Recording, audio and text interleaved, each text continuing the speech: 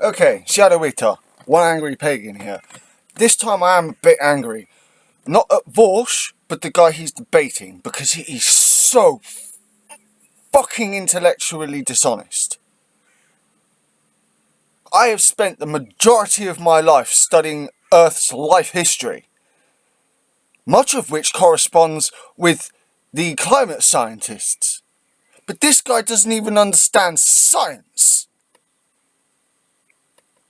So, what we're going to do here, I'm going to stand here playing darts round the clock on my dartboard, right? Whenever this guy comes up with some bullshit that I know I can refute, I can't put it up on the screen here, but I will put the links. I will actually have Google open, and I can probably disprove it just through what I know through my lifelong study of Earth's history. But if I need to, I will back it up and I will put links in the description. But this, I've been listening to this for the last 45 minutes. I've rewound it back to the beginning because, oh my fucking gods, this just...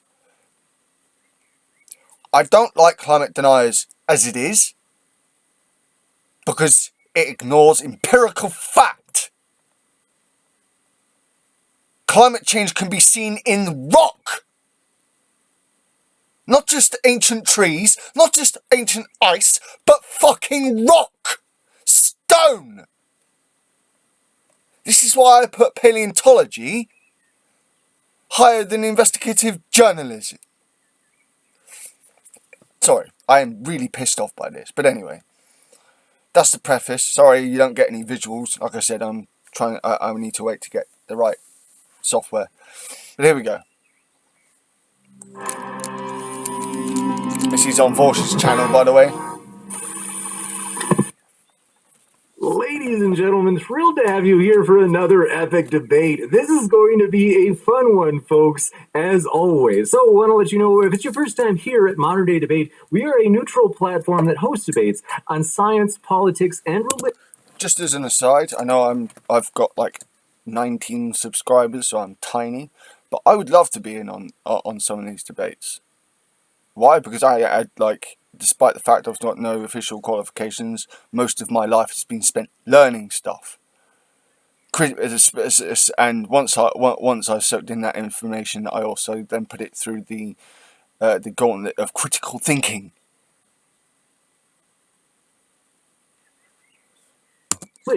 And we're very excited to let you know that no matter what walk of life you're from, we hope you feel welcome, as this should be a blast no matter who you are. We hope you enjoy it. And also want to let you know, if it's your first time here, consider hitting that subscribe button, as we have many more debates to come. So, for example, at the bottom right of your screen, you'll see we'll have a good old flat earth debate this coming Wednesday. That should be interesting. Oh my gods. Flat Earth. This is a complete aside, I know, but Flat Earth, fucking... Oh. We do not live on the disc world, you fucking idiots. And then Dr. Bart Ehrman will be joining us at the end of this month on a classic Bible debate with Jonathan Sheffield. So, should be a lot of fun, and it's hard to express tonight how excited I am. We've never had this topic. We've never had this pairing of debaters, and these guys are both high energy, high octane. I think this will be a lot of fun. So I want to let you know, in some way, if you have somehow not heard of our guests, if you have been living in a cave on Mars with your fingers in your ears, we have with us tonight, we want to welcome them and ask if they'd be willing to share what people can find at their links, which, by the way, folks, their links are in the description, so if you want to hear more from them, you can. First, very excited to have you back, Vaush. It's been a while, a lot of epic debates. We're thrilled to have you back. What can people expect to find at your link below? And thanks for being here. Yeah, if you go to my link below, you'll find a lot of cringe. Pasteurized, well-aged, and delivered to you at exactly the right temperature. No, I do political commentary. The election's coming up. We're all very excited to see how that's going to turn out. And yeah, we're just having a fun old time covering it in my YouTube live streams. Absolutely. Thanks so much for that, Vaush. And Oliver, thrilled to have you back after you had that slobber knocker with T-Jump last time. A really fun debate. People really enjoyed that. A lot of positive feedback. So we're thrilled to have you back again. And with that, what can people expect to find at your link, Oliver? Oh, yeah, most of the information is in German. But I just have to tell you that I'm banned from YouTube currently because I said forbidden things about the coronavirus. Well, then you shouldn't be a fucking idiot then. So I'm happy that I can speak to anyone now because I'm banned for 2 weeks and the next strike will delete my channel for in eternity. Very juicy. I'm happy to speak to anyone. Absolutely. Well, this should be interesting. Boys will be boys, as they say. All right, so very excited. We will kick it into the opening statement. So, Vaush, the floor is all yours for your roughly 10-minute opening statement. And I want to let you know, folks, by the way, if you have a question, feel free to fire it into the old live chat. And if you tag me with that modern day debate, it makes it easier for me to get those questions. Super chat's also an option, in which case they'll push your question to the top of the list. And also, if you want, you can make a comment during the question and answer through that as well. So thanks so much. Vaush, the floor is all yours. Yeah. So with regards to climate change, the discussion usually centers around three basic issues. The first of which is climate change happening? The second of which is how bad will it be? And the third of which is it our fault / what can we do to stop it? The first question is exceedingly easy to answer. Whether we look at rising sea levels, the declining glaciers in the north and the south, the rising global temperatures, the increase in forest fires, or the general concentration of greenhouse gases in the air, it's undeniable that these physical changes are taking place. That's a vast plurality of evidence. I don't think anything even comes close to contradicting it. Now, the more important question, though, is how bad is it going to get? And this is where we must wander into the realm of speculation. There is no way to definitively know what will happen, but we can take educated guesses based on current trends. For example, the increase... Not just current trends, but what happened over the past 750 million years. If not even, you could even go back 2 billion years. I'm not kidding. If you want to go and fucking search for this shit, search for it, but this isn't biased data here. This isn't biased bullshit coming out of my head. Snowball Earth was a thing. The Deccan traps were a thing. The Siberian traps were a thing. So again, this it's not just some conjecture. It's not just current trends.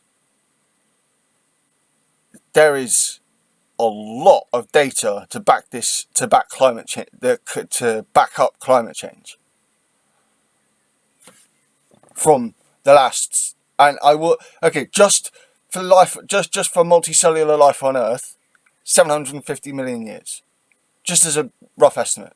Yeah, just over that time period, there's plenty enough evidence to show that there is a plenty of correlation between rising CO2 levels and the rising temperature.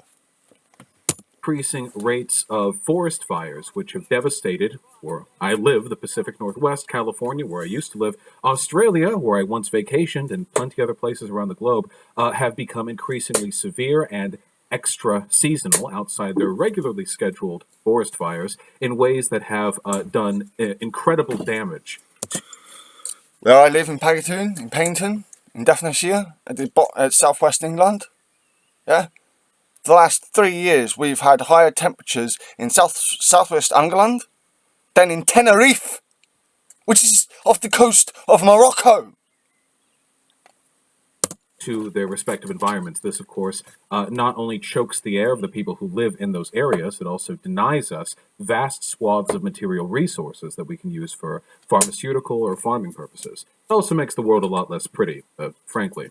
With the rising sea levels, this isn't even disputed. It seems pretty clear that as they continue to rise, communities which have settled near the ocean, near sea level, are going to become increasingly at risk. In fact, it's projected at this time that within 100 years, over 1/2 of 1 billion currently settled humans are going to be living in areas that will soon be underwater. Some of these communities will be able to build dams and dikes and levees, but many of them will not. Many of them are quite impoverished and poor, meaning hundreds of millions of people will have no choice but to pack up and move further inland, causing a refugee crisis unlike anything the human race has ever experienced in the past. Bang on, These are Vaush. just some of the innumerable potential consequences of allowing climate change to continue unabated.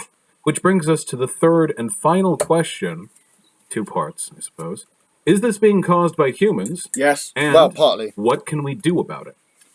I would suggest that even if this was not in any way being caused by humans, it would not change the fact that we must do something about Yes. it because we face Yes. an existential Yes. threat. I Yes. would argue, in fact, that it is irrelevant whether it is being Absolutely. caused by humans. Because Abso-fucking-lutely. we have a shared interest in the longevity of this planet, even if this is just some incredible quirk of our natural environment. Unfortunately, though, we cannot absolve ourselves of that responsibility because the increasing temperatures have been pretty directly attributed to the increase in greenhouse gases in the atmosphere.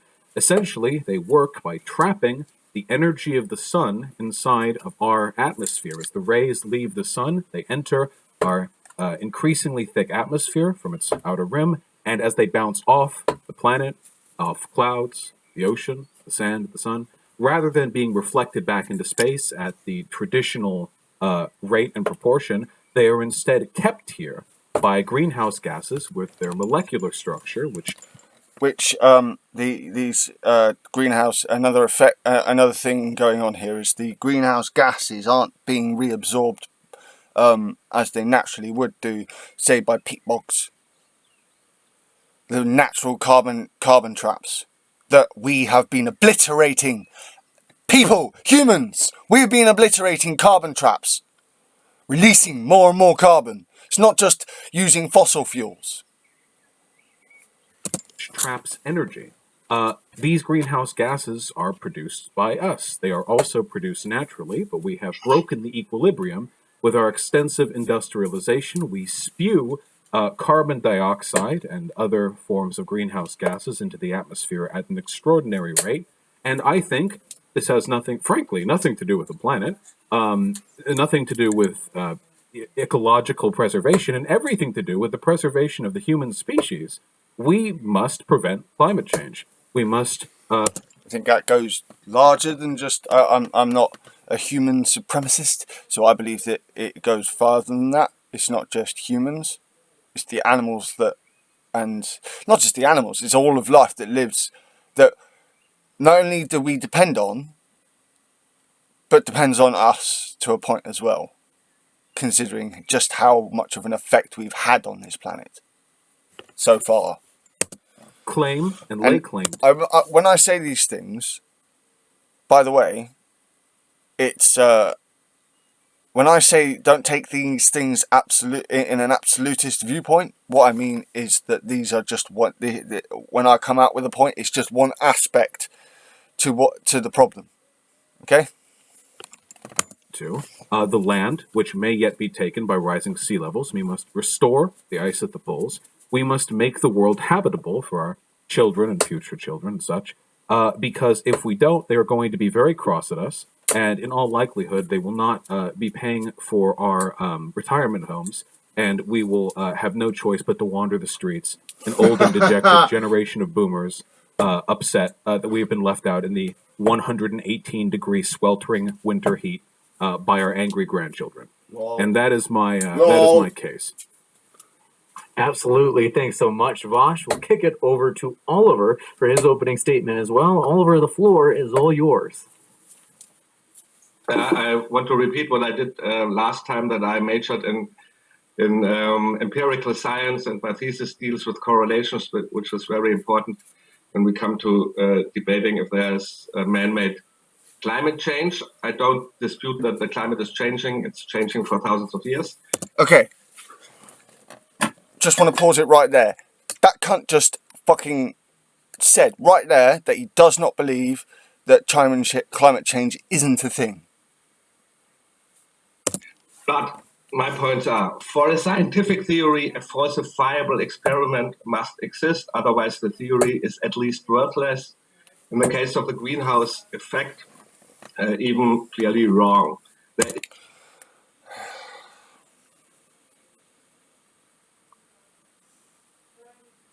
Okay.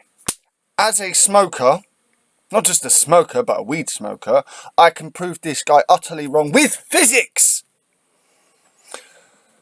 I have been able to prove that I can keep a room warmer. A room is warmer when it has been white boxed than a room that has its fucking window open and everything's fucking clear. I'm telling you, and over a period of about 3 to 4 hours.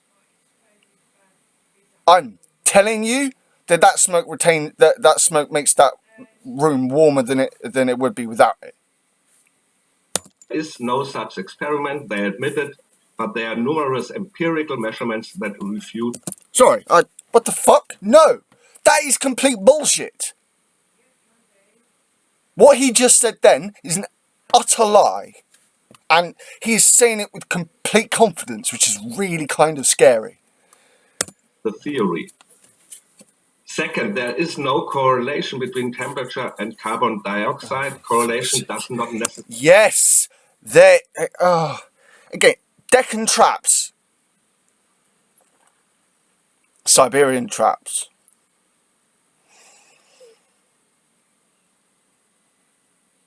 This guy just Toba, for fuck's sake.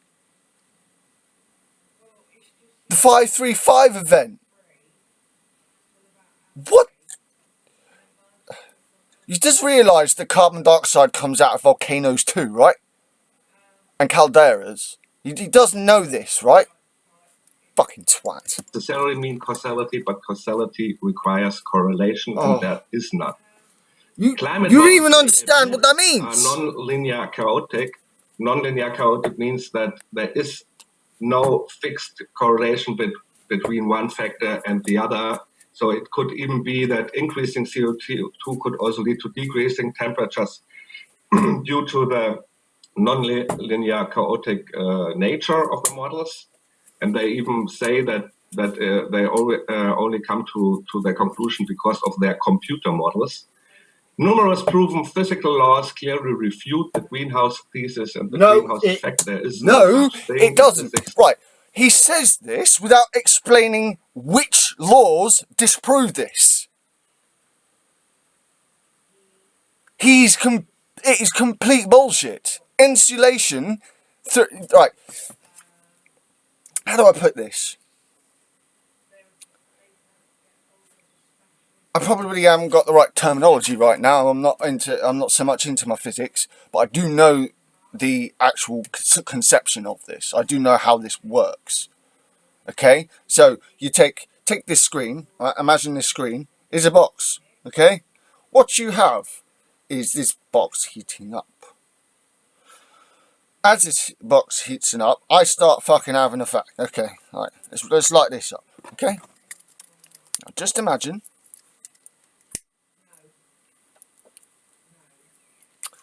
Just imagine, right, this is a limited space, okay? Limited space. The gas cannot escape. Not only that, but it rises up. Eventually, it causes a ceiling effect, yeah?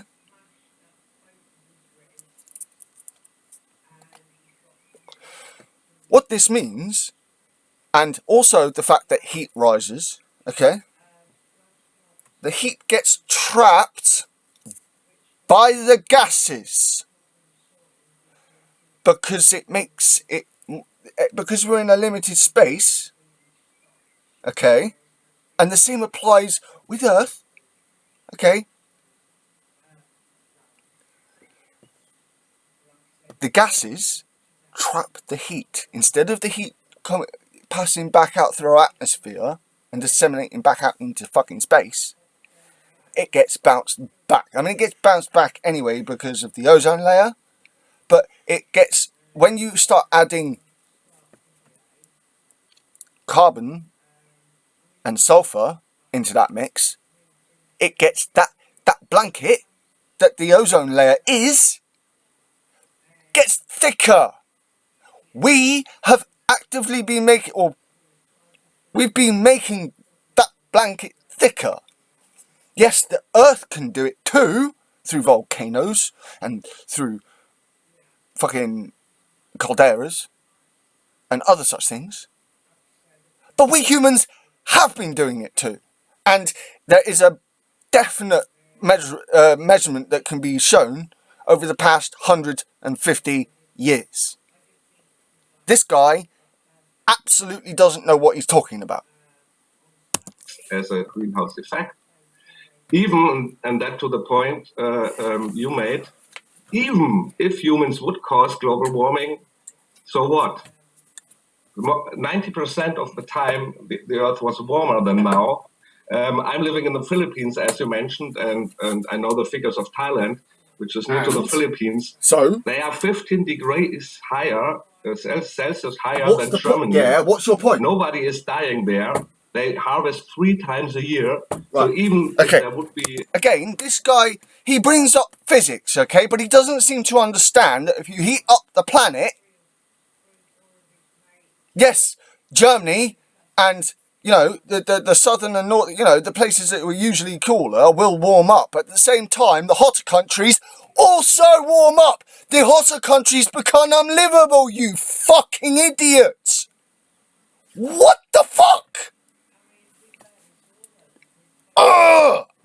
It just blows my mind, the fucking idiocy of these people. He doesn't actually understand the science he's trying to reference. A rise in temperature, overall in the global temperature, most of the people would enjoy it. I used to live in Germany, Europe. They all go to warmer countries for vacation, not to colder countries in general. Again, I am English. I live in southwest England, okay? Southwest England regularly is becoming just as warm, if not warmer, than fucking Canary Islands. Piss off, you stupid German! Sorry, that was not meant as racist. That was... Yeah, it was just meant in the particulars. I'm getting really pissed. I really am one angry pagan today. Ugh. People always were fleeing from cold periods, and this was true over the course of humankind. So rather than what climate alarmists are trying to play God and control nature, we should adapt to nature. So even if it would be true that there is a dangerous sea level rising, with rise which isn't, then you just adapt. You just said it's over the course of 100 years. So to move around over the course of 100 years, a little further away from the coast isn't very difficult. Does this guy understand what it's going to take to move over 1.5 billion people away from the fucking coasts? I really don't think he does. This is what I mean. You have an investigative journalist who has his own fucking pre-idiotic biases that he refuses to drop despite actual evidence being put in front of him. I have experienced this on a regular basis. Put evidence in front of these people this age. They're like, oh no, I have my beliefs. I don't have to change my beliefs. Evidence! Factual evidence! Change your beliefs on the basis of factual fucking evidence, you moron! By the way, if it would be true, then the houses at the beach would be less expensive, but they are more expensive because nobody believes that, even not Barack Obama, who just bought a mansion, a big villa directly at the beach. And the argument, which is often mentioned, but I will not touch too much on that, it's the CO2 in the atmosphere is only 0.04% and 3% are man-made. So even if you stop all man-made carbon emissions, it would not change anything substantially. Yes, it would. It is. It is. You fucking moron. Thanks so much. We're going to kick it into discussion mode, and so with that, the floor is all yours, gentlemen. Sure. I'd like to respond to those if I may. So, with the greatest respect, these points are idiotic and all fucking yes, Vaush. First of all, if your contention is that climate change is happening, but is not affected by the processes which I described it, I have no idea why you would take the time to lay out hits with me like Exactly. beach houses are expensive. Climate change generally operates on a time scale that does not affect the purchasing decisions of realtors. Usually, people purchase beach houses for limited lengths of times. The fact that millionaires want a beachfront property, usually, by the way, on hills several feet or several dozens of feet. That was not an argument; it was a joke. Oh, okay. My apologies then. Equally funny was your claim that migrating 500 million human beings over the course of a century would be easy. My point. I'm not even going to get into the logistics of that, especially considering how poor some of those nations are. But these other arguments, the Philippines are hotter than Germany and people in the Philippines like it, so it wouldn't be that bad in Germany either. This is ridiculous. But this underlies... Okay, again, Vaush doesn't expound on that argument, but I would nail that argument in saying that, yes, Germany would get hotter, but so would the Philippines. And it would get unlivably hot there. It's already hot there, okay? You raise Germany up to the same temperatures that Philippines is now, Philippines isn't going to be the same temperature as it is now. It's going to be substantially higher. This is what I mean. This guy doesn't actually understand the science he's trying to reference. The guy is a fucking idiot. A fundamental untruth that you seem to be pushing here. First of all, the idea that there is a lack of experimental validity to the claims of climate science, which is ridiculous. Geological science isn't based on experiments. You have to base it on correlational data because usually geology relies on an understanding of timescales that are completely inapplicable in an experimental setting. You can't experiment the layers of ice beneath the Arctic and how they correlate. Okay. I'm not entirely sure this is a true point. Okay, to a point I probably do agree, but again, with the example I just said, like that directly that pretty much describes what is meant by CO2 and other greenhouse gases trapping heat. So pretty sure you could actually, I mean, technically as a stoner I have experimentally proved this science. I just haven't done it in I just haven't jotted it down in a damn journal. To temperatures projected thousands of years ago. You can't experiment the magma forming under layers of rock sedentary millions of years in the past. This has to be done inductively, deductively, reasoning through our awareness of these events as they take place now. With regards... Can I interrupt you? Because if we go too much arguments at once, then we lose the audience. Tearing your entire argument to pieces. I know this argument. It's like saying if you watch an accident, and then it's very hard to replicate the what was exactly happening at the accident. I'm sorry. Is he trying to equate a car accident? I mean, I suppose I did equate me smoking it, but that is actually realistic. Oh, anyway, whatever. The laws of physics of Newton apply to the accident. So they don't even have one law of physics which explains the greenhouse effect. And if you don't have right, just because I didn't have the terminology, someone can fucking correct me on the terminology. But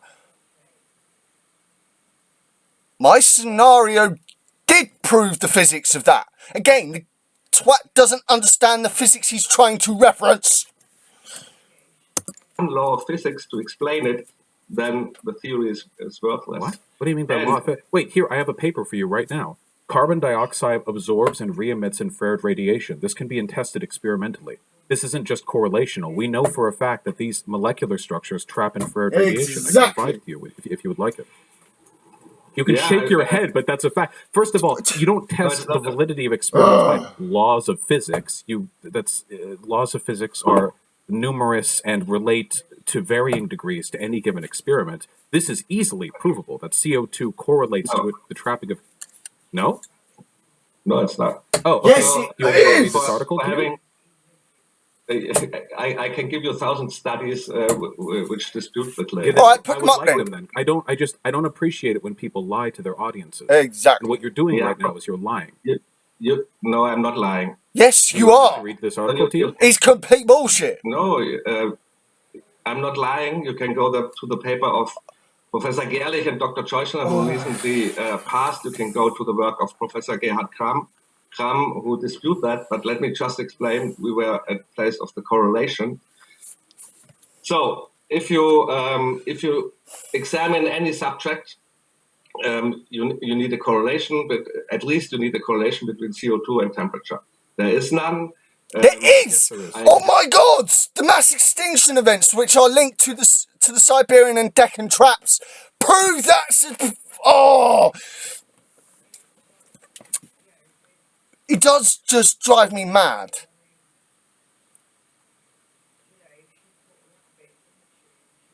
It does drive me mad. There have been volcanic events that haven't blocked out the sun, but have made the Earth warmer and have interrupted weather patterns. The 535 event, which at this point I'm pretty sure is indisputable, had this exact effect worldwide and affected civilizations from North America to fucking China.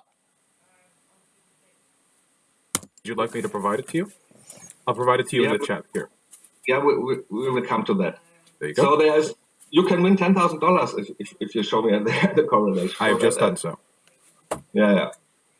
So I was told you were studying sociology or something. So you have some something about statistics. Yes. So for example, if you have a classroom of 30 people, and you want to measure if there is half human, half man and half woman, then it's not so likely that in a classroom of 30 people, exactly 50% are men and 50% are women. What does that So prove? if you want to show that it's true that half of the people are women and men, you need at least in statistics 30 data sets, meaning 30 classrooms.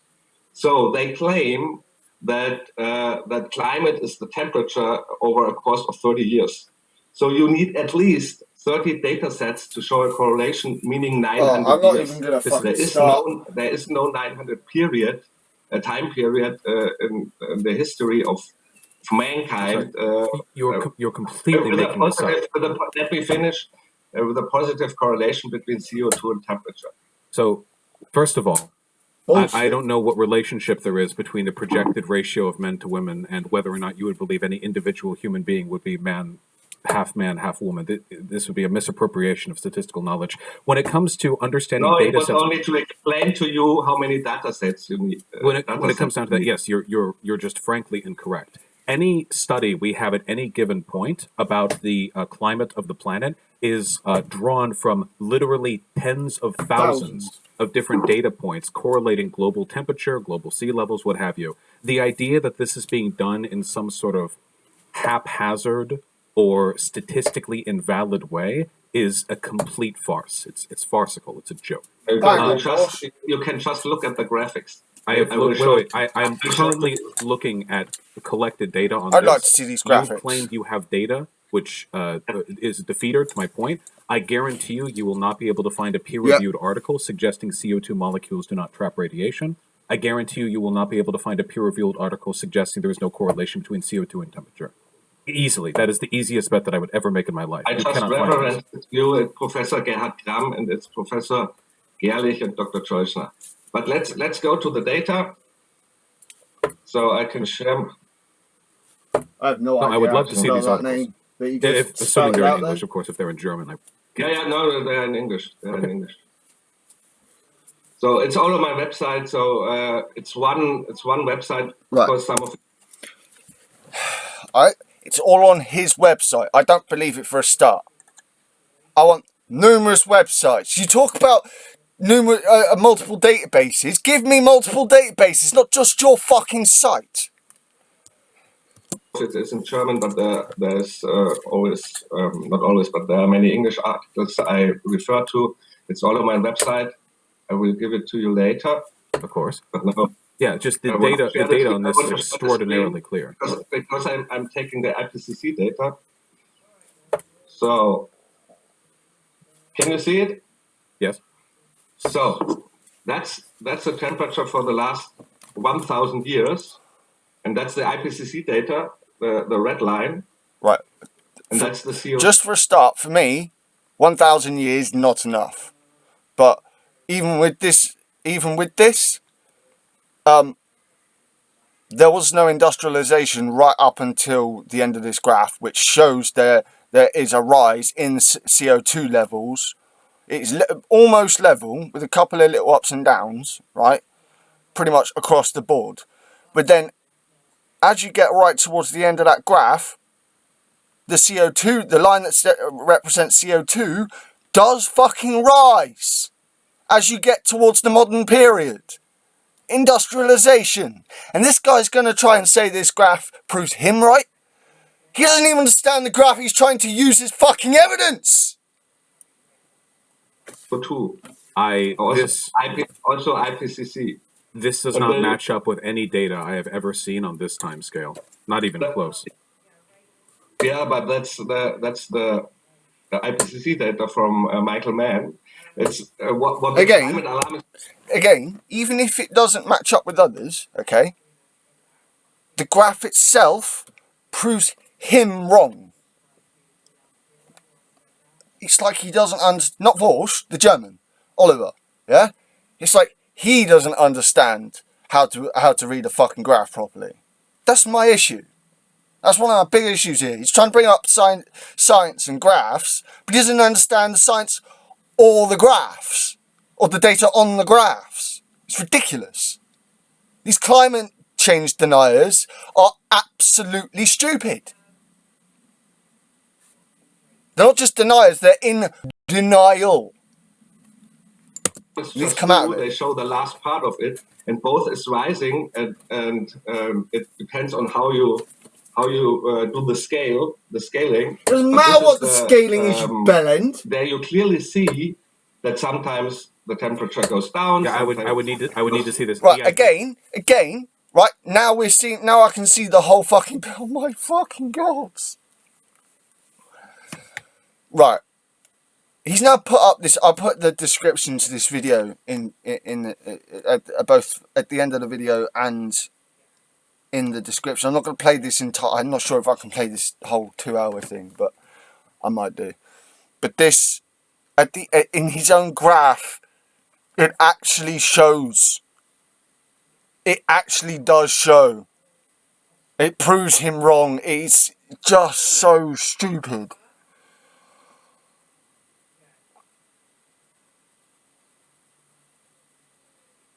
It is actually so stupid.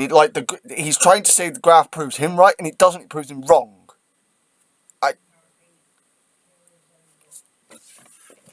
Idea that the global temperature was higher 600 years ago than it is today. Wait a second. Hold on. Why does the red line for temperature stop around 1930?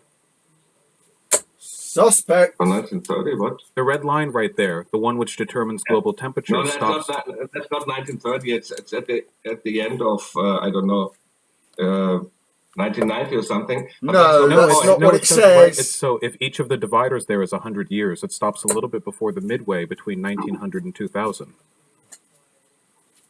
No, I think it goes. This is the Michael Mann temperature curve. You know, the famous guy who lost the court ruling against I don't know, remember the other guy. So that's the non-disputed. It's corrected by McIntyre, but the correction is only at the end here. What I want to show is that from the 1400s on, the guy is in a mess right now. He's there. First, he tries saying, "Did you hear him?" He tries saying it's undisputed. Then he corrected himself, saying it was corrected, but right at the end, it's like, dude, you come up with an argument that is put across as essentialist and absolutist, and then as you're being ripped to pieces, you're having to put qualifiers in and it just, he doesn't understand what he's talking about. You see that there's no correlation whatsoever between CO2 and the temperature. Don't you think it's wait. Yeah, but you can see right at the end the CO2 level spikes up, but your temperature graph doesn't include the past 80 years. So no, it's not 80 years. It's you can see the black line 2003. right there. The CO2 line stays very still until human industrialization develops, and then it starts to scale up. Yeah, But your because it's temperature all- stops because before. Oliver, shut up, dude. Yeah, it's because it's an old graphic, but it's the data from 2003. Wait, Pop is out! it So I want to draw your attention to this one because everybody can see that there's no correlation, and now you can win 10,000. You can totally see correlation. I could draw a bell curve that matches that correlation. This guy is a fucking idiot. Oh. $1,000. You can dispute this graph, and you can bet $10,000 that I bet $10,000 that there's no correlation. It No, is for correlation. specific- You lost So, $10,000. here's an article. Correlation. IPCC researchers admit global warming fraud from the New American. So this data right here, it looks like this comes from conspiracy sites. What you're showing to me. No, it's Wait, the wait, wait, wait. IPCC What you're data. showing to me doesn't disprove my argument. There's clearly an increase in Just CO2 as I towards said. the end of the 20th century, but the Yes, temperature but graph I told you stops. that there's no correlation in the past, so there can be no Yeah, correlation. but what if it's possible that temperature fluctuates within about a half degree of the current CO2 level, and if the CO2 level is currently rising, that also means the temperature would fluctuate along a greater range higher. No, if you don't have a correlation in the past, you don't have some. Wait, that's not. Wait. So you said you claimed to understand there was a relationship between sociology and statistics. You are demonstrating a grievous misunderstanding of statistical analysis right here. So it is No. entirely possible that the CO2 level in the atmosphere is more generally stable than recorded temperature levels, but without seeing a broader time scale or seeing the way in which the temperature has responded to the recent increase in CO2, we don't know. Then we go a few million years, and I will show you the graphic here. So we don't have any correlation over millions of years. Where's this correlation? Come on, show us the graph, you Yeah, fucking idiot. that's the temperature. Okay. This is more up my fucking street.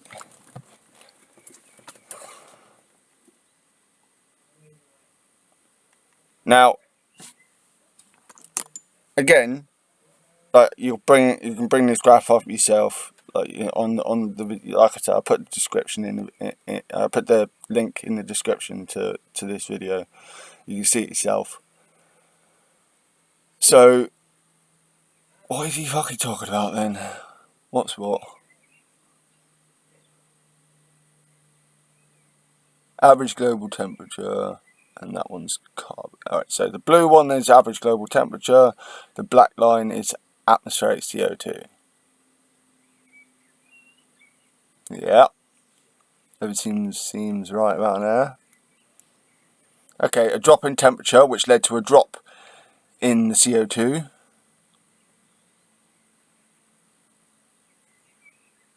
That was in the Ordovician. That was in the.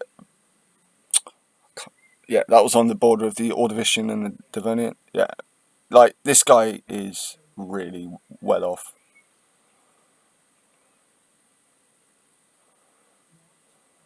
I need to get a full view on this. Yeah, so between the on the Ordovician-Silurian boundary, you have a drop in temperature, which corresponds directly to a drop in atmospheric CO2, and it's funny that where the label on the graph says atmospheric CO2 directly points to the point where the CO2 drops, literally just after or at the same time as the temperature drop. It's right. So I look a bit further. Right, temperature drop corresponds with another drop in the Devonian.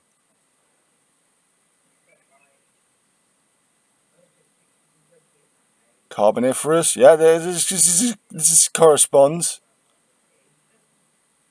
Right, yeah, Permian. Mass extinction in the Permian period, yes. So the reason why there's an overall drop in over this period is, and we're looking at like he's actually pulled the example I was thinking of that I usually use anyway, which is about between 650 and 750 million years, right? And it's really funny that he thinks, right, the global drop in you could whilst there are obviously differences, what can actually be seen is you can make a bell curve that goes like from top left to bottom right. That the CO2 line goes down in the way it does. Whilst it does rise back up, it still goes back down again. And the reason is because it gets trapped in the earth. And I think this guy really does not understand that this is a multi-faceted process that he just really doesn't understand. Permian, rise in temperature, rise in CO2. Things start to level out during the Triassic and Jurassic. Yeah, that makes more sense. Right towards the end of the Jurassic, you have a little bit of a drop in temperature and a drop in CO2. Oh my gods! And in the Cretaceous. Now, Cretaceous was a very odd time, and what he's showing here is the reason why there's such a disparity. These disparities that I'm looking at I'm pretty damn sure I could mirror them right over where the mass extinctions take place. I'm pretty sure I could actually do that. This guy doesn't have a clue what he's fucking talking about. I'm an amateur. I consider myself an amateur paleontologist. This guy, I can prove this guy just with my knowledge of paleontology, and he's an investigative journalist. The guy hasn't a fucking clue what he's talking about. For the last 600 million years, and what you can see is, I give you a more actual one, that's 10 years old, but I have another one. So what you see that most of the time it was the CO2 levels were much higher than now, and the temperature was sometimes much higher. Right. Again, I'm going to explain this, okay? There wasn't plant matter everywhere right at the beginning of this period, okay? Like, life started in the oceans, like multicellular life.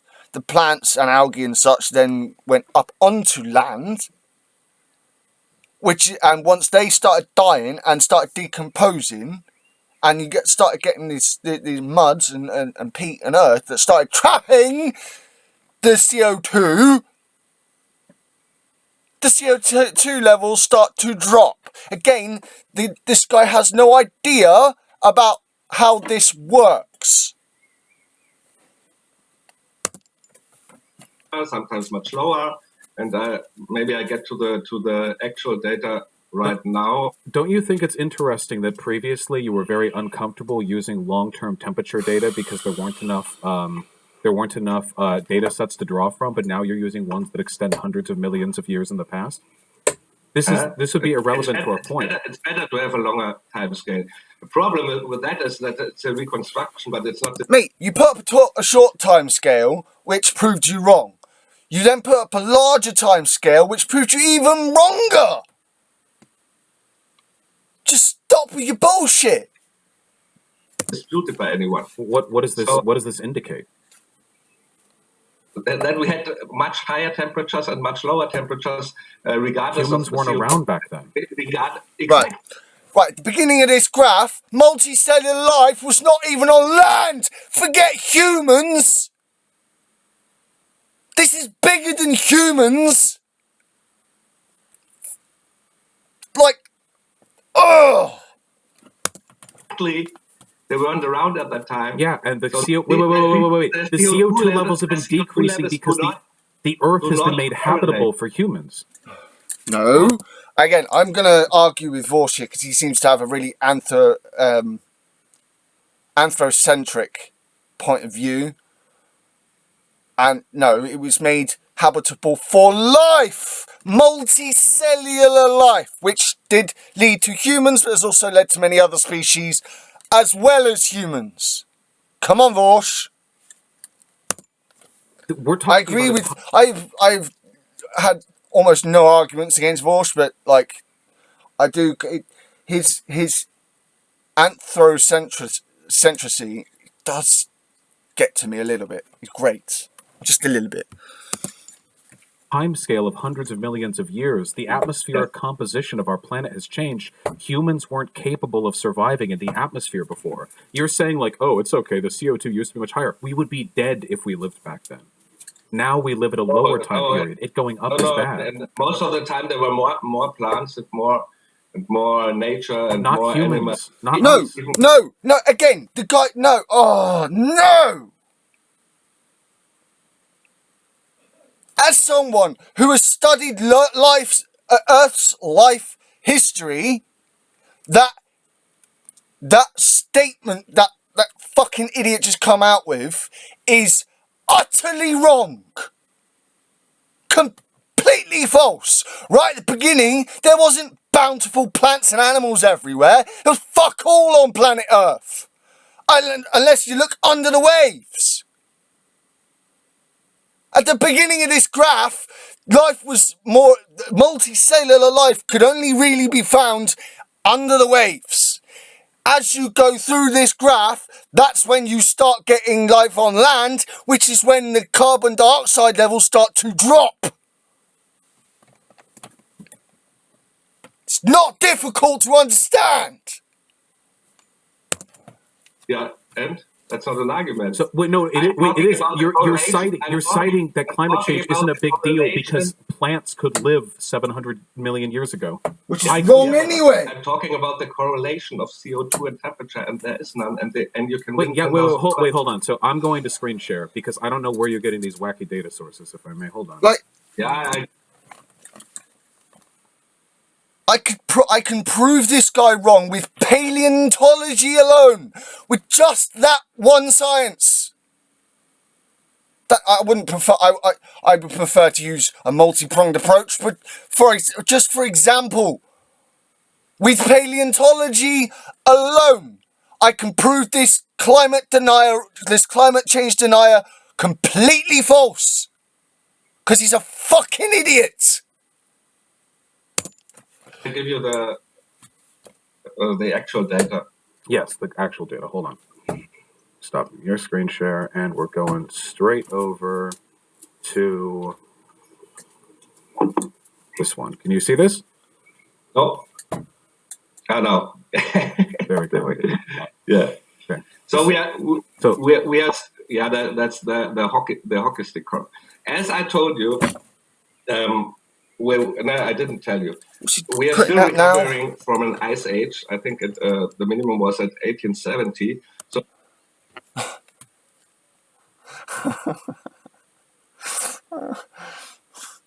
Oh, this is gonna hurt. I'm gonna end up with a fucking aneurysm at this rate. I'm like, I swear. So it's no wonder that the temperature goes up. This is a typical example not this sharply. Again, this graph actually proves him wrong when he thinks it's proving him right. He doesn't understand what he's even looking at. It's like this guy only talks to people who only think like he does. And when he comes across people who don't, he's in complete denial mode. Over the course of 100 years? Yeah, but that's a typical example of cherry picking the data. You never had a correlation between CO2 and temperature in the past, and even the data, the temperature data is disputed. There were 49 scientist of NASA who wrote to NASA to the chiefs there that they are tampering with the data. So I can't speak to conspiracy here. Wait. So you're making a bunch of claims all at once, which sometimes support and sometimes do not support each other. So you acknowledge climate change is happening, but you seem intent on arguing that it's not actually happening. What we're looking at right here is not. Wait. What we're looking at right here is not. No, stop! Don't interrupt No. Yeah, go for it. An argument. I have two different arguments, and you let me speak and don't interrupt. That's an important point. There are two arguments. One argument is we had no correlation in the past. That's another argument. Yes, it is. We do. Now you're showing me a certain. If he's trying to say there's no correlation in the past for artificial rises in CO2, that's because there wasn't a species on the planet before doing what we're doing, you fucking idiots!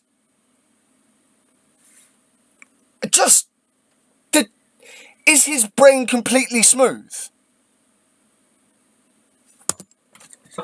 Curve, and then I'm talking about they are tampering with the temperature data. Here's from NOAA. These are two different arguments. Remember NOAA? You were familiar with them before. Here is the global CO2 level and our global temperature scaled back over the course of about 1 million years. I don't know. I can't p-hat this right off the top of my head. This correlation would be pretty near 1. This is an extraordinarily strong correlation. Yep. Bang on. No, that is bang on. Yeah? Yeah, no, and that looks exactly what I would expect to see from a proper peer-review paper. But not only that, the graphs he showed before didn't look that wrong anyway. It just didn't prove him correct. He's a fucking idiot. I don't know where you got your offhanded graphs for this. Which one? Show me. What is one? What is one? Can you see the graph that I'm looking at with the two blue lines? No. The screen share. My screen sharing is paused. I see. Here, hold on. Let me fix that. What a wacky program. There we go. Now you should be able to see it. No. No, yeah. Yes. The association between CO2 levels and temperature is pretty strong.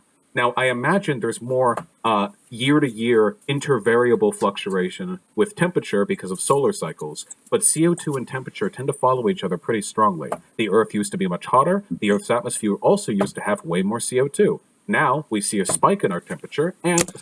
Also, you go out far enough, like to the beginning of that guy's earlier graph, there was less biomass on the planet. It's like biomass seems to pay no effect to these people, despite the fact it is one of the biggest factors in this. The spike in CO2. There is clearly an association between these variables. First of all, that's the ice core data, and they don't measure directly. There's a theory about that, and the theory. Your theory is bullshit. Yeah, and the theory is there's a theory how this how they are measure. It's not a direct measurement, but there's a theory behind it. How does the CO2 come into the ice core and into the ice cores? And the theory says that CO2 of today is entrapped in ice cores from 2,000 years ago. So it may well not reflect what really happened. Why would modern CO2 be trapped? But if your problem is that that first... No.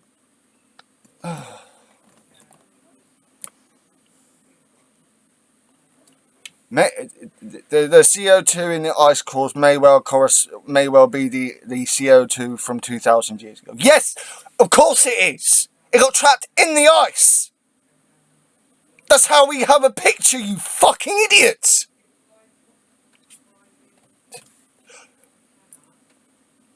Again, I'm going to end up with an aneurysm at this point. This guy knows nothing. First, the temperature rises at 800 years on average. The temperature rises at 800 years on average. Later, the CO2 levels rise. So if you want to use this data, and I would use it... Yes, because you are not factoring in biomass! then it only may explain that rising temperature induces rising CO2 levels. So it's exactly the other way around. Why would rising temperature induce rising CO2 levels?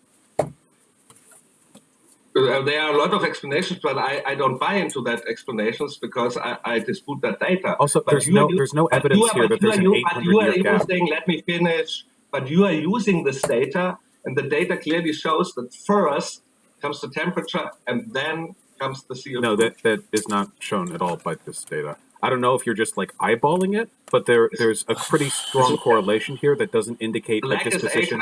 Wait, I like how you're saying it's an 800-year difference when the time scale shown here is 800,000. Your eyes are not good enough to detect it. Everything about this guy's understanding of the data he's showing proves he doesn't understand the information he's trying to reference. Fucking ridiculous. From one side. $1,000. We bet $1,000 now that first the temperature. You still owe me $10,000 from the first thing you bet me on. No. Yes. No, you didn't show me a 900. You didn't show me a 900-year time period with a significantly positive correlation between CO2. Because there was no industrialization before now. What the fuck? CO2 levels don't vary that much. It would be very difficult to indicate that over such a short period of time. CO2 levels aren't supposed to change in our atmosphere at the speed we're causing them to. They are supposed to change the whole climate, and you say, "Oh, it's not fluctuating." Again, if you watch this, if you put this video up on a separate screen, right, and put up the graph that goes back 650 to 750 million years, you'll see that in general, the amount of CO2 in the atmosphere falls. It comes back up again, but in general, the line is that it falls. The reasoning is because of the increasing biomass.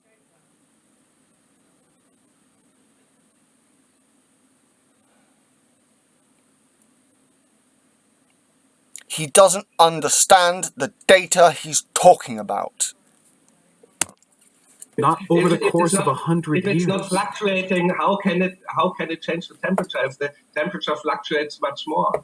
That's insane. The CO2 variance can take a very long time to take effect. The temperature variance can fluctuate within a given range of the CO2. There's no correlation. What? Yes, there is. I just showed you correlation. I can't. Wait. I can't. Wait. No, I can't show you evidence, and you just say no to it. Can I ask you? Wait. Hold on. I just put $1,000 on the table. And, on what? That there's a time lag of 800 years between temperature and CO2. What of it? From where are you getting this evidence? And if that is the case, what does that mean? You can calculate it. I show you the sources. Even if that was the case, and again, I don't know. You're just talking about like calculations. You have nothing on hand. Even if that was the case, I don't know how that would disprove the point at all. There's a very strong correlation between CO2. Wait. There is a very strong correlation between CO2 levels and temperature. Currently, our CO2 level is rising. Our temperature is also rising. This seems very simple to me. Like, what I'm curious about is why you have delved so deep. What I'm curious about is why you have delved so deep into anti-intellectualism to try to argue against such an easy point. What would you prefer we do? It's very easy to understand for everybody with half a brain cell. Well, you don't even have a quarter of a brain cell. How smooth is your brain? You seem to think that there's only two factors going on here, and everyone is missing out the fact that biomass has a direct effect on the carbon dioxide levels. This is provably true. 97% of scientists agree with my narrative. If we want to defer to public opinion, I think you should probably shut your mouth because it would not support you. No, that's another argument. I know you have prepared arguments for all of these because conspiracists always do. But I ask you, what exactly? I know. Wait. I've taken name calling after 20 minutes because I disproved your point. You haven't disproved anything, my friend. But I'm sure it must be comforting to believe you have. I've taken a look at your content. I've taken a look at your content before speaking to you. I know you're like a conspiracy QAnon type. So I'm less interested in listening to you cope about your lack of evidence. I'm more interested in your mind state. Why do you care about lying about this so much? Why do you care so much about Greta Thunberg? What are you trying to prevent? What are you trying to do? What's your goal? Like, what? I want to know about you. Thank you for asking me something, and shut up during I'm giving the answer. How many books have you written about the subjects which were? I have written literally none, and I can prove you wrong just with one form of science. So shut the fuck up, you stupid investigative journalist. Praised by leading scientists. How About many? subjects which were anyone can write a book on a subject that was praised, right? Yeah, but it was praised by professors. How many books did you write? Are you actually deferring to the worst version of the appeal to authority? Like you've written more books No, than me? because you just did. You said I'm an idiot or some conspiracy. Wait, how many 10K live streams have you done? Whoa, hold on. No, I'm not a conspiracy theorist. You I'm are a conspiracy investigative theorist. journalist, and I'm arguing, and that just disproved. I've seen your website. It looks like Time Cube, my dude. Listen, how many 10K live streams have you done on climate change? I've done one. How many have you done? I've done See, none. clearly you defer now to my expertise. I'm writing since 10 years about the subject. I want to know about you. Imagine you and I are on a date. Are you into gay shit? What? With men. Is it okay if we date? I want to know about you. Imagine I'm looking across from the table at you, okay? Why are you so obsessed with this climate shit? Like, what about it? I'm obsessed with liars and idiots who can't read. What You're lies? the liar and the idiot. I just disproved your point. Why? Who's lying? Oh my god. I hate to be ageist, but a lot of this actually, you do see, I'm not saying you don't see this come from the younger generations, because you do, you can. But in my own personal experience, I've experienced this, I've faced this kind of stupid denial from his generation more often than my own. Which is the same as Vaush's, by the way, I'm 29. Like,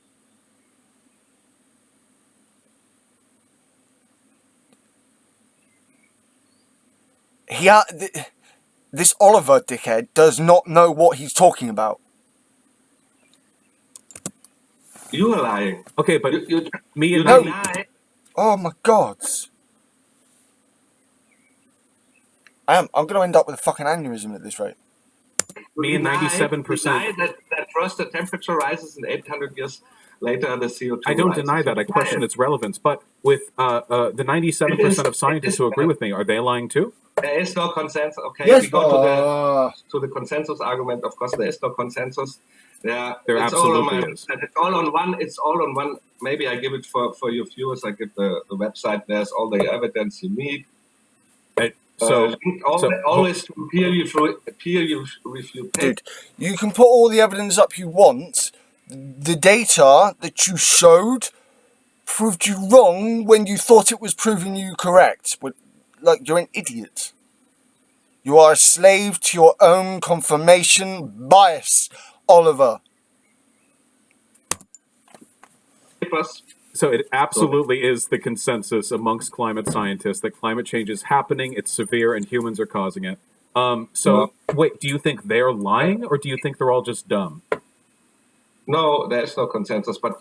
But are they lying? I'm curious. You said I lied. Are they lying? How can I give you my website? Because it's all in what one. Your website is bullshit. But it's yes, no. Like, do you think they're lying, or do you think they're just dumb? I'm just trying to put out for the viewers the information. Okay, put it out, but then you have to tell me if they're lying or if they're dumb. Yes, okay, I will. Okay, after. Yeah. So where can I do it? A chat here. Yeah, there's a chat feature in the Zoom. I can provide. So there you have all the data you need. So first of all, science is not about consensus. We had that discussion in the last debate, but there even is no consensus. A 97% figure. Did I hear him come out with that bullshit? Science isn't about consensus.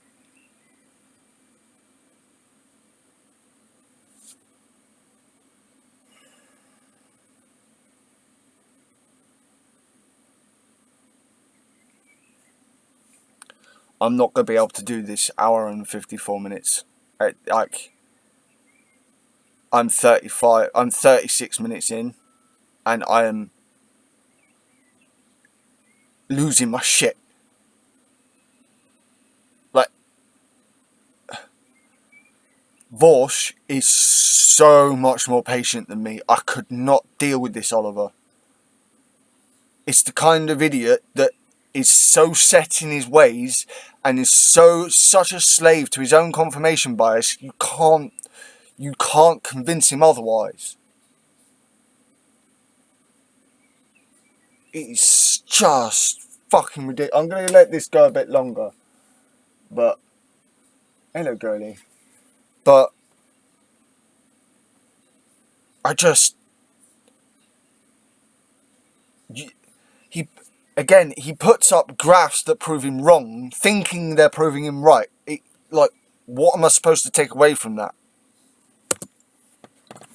Yeah, to see it on my website. It was examined, and only 0.3% of all scientists attributed the global warming from the 1950s to now to CO2 emissions. So that was what was really in the papers. Wait. So are you? Wait. No, right, yeah.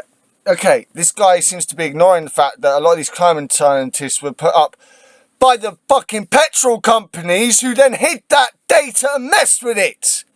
There was a whole investigation about this bullshit. Wait, are you contending? It's meta studies. They said everybody who doesn't explicitly say no, there is no man-made climate change is on our side. So that's what they here's did. an article published in November. There are numerous other studies. There are numerous other studies. Here are the sources that done by independent. I'm not going to your website for sources. Whoa, my dude! Wait! Hold on, one point. No, let me finish. So wait. Here's an article. Scientists reach 100% consensus on anthropogenic. Who disputed 1,000? Okay, I give you two. Okay. He puts evidence up, and if Vaush disputes it, he's like, no, this is evidence. But if Vaush does it, he's like, no, I dispute that evidence. What? Oh. Other websites, no trick zone, and what's up with that? There are more than 1,000 papers disputing the arguments of the climate alarm. No, wait. No, that's not how science works. That's not how science works. How long are you going to go on? True. And there are 100 papers who say the sun is responsible for that. 100. 10,000 papers versus 100 papers. I'm going to take the 10,000, thanks. Wait, of course the sun is responsible for it. That's where all energy in the solar system comes from. The sun, the nuclear fusion of the core is the source of all. Wait, but that doesn't mean climate change isn't happening. First of all, the 1,000 peer-reviewed. Right. So first, the 1,000. My God, man. The 1,000 peer-reviewed papers you're referring to, which question the climate narrative, I guarantee you, are merely scientific disagreements amongst people who fundamentally agree on my narrative, but are sussing out the details. This study right here, scientists reach 100% consensus on anthropogenic global warming based on a review of 11,602 peer-reviewed articles on climate change and global warming. Now it's 100%. So here you go. I want you. Wait. I pose you a challenge. Okay, find me an article. A contrapositive suggesting that the vast majority of climate scientists agree with you. A peer-reviewed article on a journal, or shut the fuck up. Fucking right. You can do one of those two things. No, I'm not claiming that. I'm claiming that there is a whole variety of people saying different things. And there was one study, for example. These are weasel words. Everyone says different things, but they agree with me. You're so weaselly. Just accept it. Everyone disagrees with you. Let's hear the. We'll come right back to you, Vaush. I promise. So it's on my website. There's a meta study, and there was and it was about 1/3 agreed that men have influence. About 1/3 said they are neutral, and about 1/3 opposed it. So we can throw data around like you want. There is no real consensus, and in science, even there is only absolutely one. Yes. Even if there's only one who disputes it, and he's in the right. That's not how it works. That's not how that works. So again, I would point to the audience, of course, If you have to go to his website to find evidence in his favor, and I can just cite journals that are posted publicly and peer reviewed, I would. Of course, I would suggest to Again, you, the of point I course. was making earlier. Of course, I link to peer reviewed papers. Yes, but your arguments there are weaselly. You say scientists disagree, or some scientists say the sun is involved. What I say is, and if you have any 100 contrapositive papers, again, 100 please, Shut man, fuck because I'm getting up. tired of this specific subject. You are in disagreement with the scientists. The science, you are in conspiracy. Now, I want to ask you. Wait. You are. I look at the data. Oh my God! He's wait. This is because it's hold on one second. Because it's getting fiery. I think it'd be good if we did what we did with Sargon that one time. Is maybe switch. Sorry. Yes, you're looking at the data, Oliver, and basically reading 2 + 2 = 700. That's what you're doing. Back and forth. Here, 2 minutes let me per finish person. my point. Then we'll get to that. Yeah. I'll finish this point. So again, I think that it speaks to the credibility of this man that he has deluded himself into believing there is any portion of the scientific community that believes his dog shit. Exactly. But what I said, I'm trying to move past this because this man who Shut up! calm down there. Well, I promise. We'll let Vaush finish up this 2-minute interval. I promise we'll come back to you, Oliver, and we'll give you your own 2-minute interval as well. So I don't care to argue with the people who are like, all data is fake, all science is fake, all research is fake. Actually, everyone agrees with me, but I can't find it and you can't find it. It's very boring for me. So what I really want to know is, do you think all the people who disagree with you are liars? NASA, for example, agrees with me. World Climate Science Organizations agree with me. The United Nations agrees with me. All the scientists who work for them agree with me. Do you think they're all liars, or do you just think you're smarter than all of them? Can you answer that? Because you haven't answered that. You called me a liar earlier. It hurt my feelings. I just want to know. You were name calling before me, but I'm not so good in English that I can insult you in a better way. So, first of all, Now, fuck off. I'm sorry, but I'm pretty sure that the Germans are actually pretty good at insulting people. It's just no one understands what the fuck they're on about. well, it's not me. It's over 30,000 scientists who signed the Oregon petition. There are over 1,000 papers. And if you want to have an explanation why they are lying, and they are indeed lying, it's because they get money for it. There are billions of I think dollars, you're getting money to come out with the bullshit you're coming out For with. example, if you are the director of a climate research unit at the university, and This you say isn't 30,000 scientists. there is no man-made. Let me finish. There is no man-made climate change. Then you lose your job. So there's a strong incentive to lie, but most of them do not even lie, because most of the studies don't deal with the cause of it. They just deal with the effects of it. So they say, That isn't the point. You put up evidence that apparently proved you right. It didn't. Empirically, it did not. Not only that, but it was missing, as far as I'm concerned, it was missing further data points anyway. But that graph, those graphs that he showed that he thinks shows him right, prove him false. Legitimately. No bullshit in here. if the temperature is rising 3 degrees, then we got this problems. Many of that is fake. For example, the claim with the tornadoes. Since 25 years, the tornadoes numbers of tornadoes go back. There is no correlation between rising sea levels. Yes, because there they is. rise 1 or 2 millimeters a year for centuries without man having anything to They've do. raised 8 The inches. ice polar bears are not dying. They are multiplying like rabbits. There's so much garbage out, but I don't even talk about it because the central theme is there a cause? Do humans cause it? So we can discuss the temperature curves back and forth, but you need the proof that man has something to do with it, and it defies physics, the laws of physics. It doesn't. You don't understand the laws of physics, you retard. I don't care if people don't like that. Like, the guy is a fucking idiot.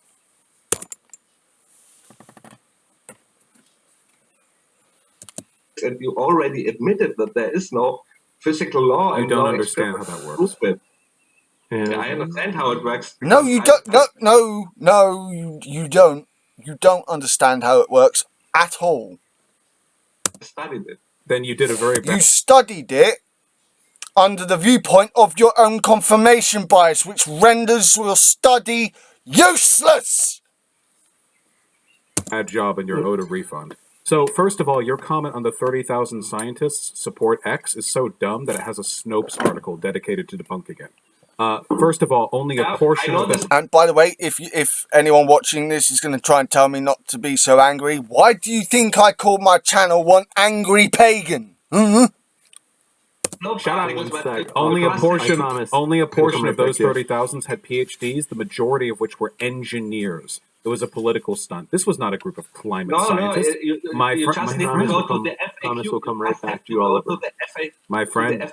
chill. We've got to. I gave you roughly the 2 minutes, Oliver. I promise we'll come right back to you in about a minute and 40 seconds. Yeah. So additionally, every geological and climatological organization on the planet aligns with NASA. I'm sorry, I shouldn't use hyperbole. Every reputable one, my apologies, aligns with NASA in supporting my position. Again, this is an overwhelming consensus. I can't argue with you just like ignoring evidence in front of your eyes, like factual data. Yeah, 97% or more agree with me. You tried to cite something so dumb that a Snopes article disproves it, which I think shows the general level of credibility you're operating on. One more time, because I think, and James, if he doesn't answer this again, then we can stall on this debate Yeah, please. because he's clearly not interested in engaging with it. Do you think everyone is lying? Or do you just think that you're smarter than them? And as a final note, your comment on these. I think I can answer this for you, Vaush. He is stupid enough to think he is smarter than over 10,000 scientists. I mean, I hate to bring a completely unrelated, completely unrelated topic into this, but this is why investigative journalists need to be held to a standard that this guy clearly does not meet. Oceans rising millimeters over centuries is interesting, considering the fact that it's risen 8 inches in the past 100 years or so, which is a massive departure from the long-standing trend. So I don't know why you would cite that as though it disproves my argument. But anyway, yeah, that's the question to you. Do you think everybody is lying? And if so, is it the Jews? And otherwise, is it because you're smarter than all of them? I need to know that. I can't, because we can't keep doing this thing where you pretend people agree with you. I'm sure it makes the lonely nights a little bit easier, but I assure you, you're out on an island, friend. Floor is all yours, Oliver. Would you interrupt me again when I try to answer that? Or are you committing? That line about the Jews. What the fuck? That killed me. That actually killed me. Not interrupting me the next time. Hello, girlie. What you doing? So, first to the Snopes article, you just have to go to the FAQ of the Oregon petition and what they clearly, for example, they say there are actors. I don't know if Snopes said that, but somebody said that there are actors on the list. But it just happens that the one scientist has the name of an actor. They claim that they are not climate scientists. Yes, most of them are not climate scientists, but science works the same in every field. So everybody who has a brain and can look at the data sees that there is no correlation, and that's their argument. If you have no correlation, then there is no cause and effect. And I try to answer again what you asked me. Most of the scientists do not deal with the matter of the cause and the effect. They just deal with the consequences of rising temperatures. So not all of them are lying, but the IPCC is a political gremium, I don't know the English word, political committee, and they...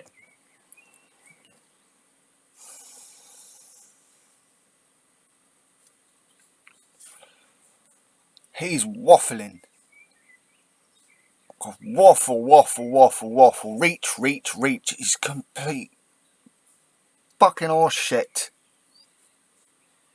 They are indeed lying. There are so many scientists who left the IPCC and said, I can put my data in it. For example, Svensmark did the study that the sun is causing this. There are so many scientists now. They say, okay, we couldn't, we were excluded from the scientific process because we did not agree. For example, They were excluded from the scientific process because their science was proved wrong.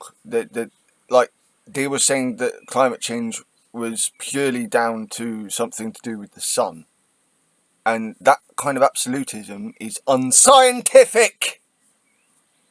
Gerhard Gram is an atmospheric physics. How is it called? Physics.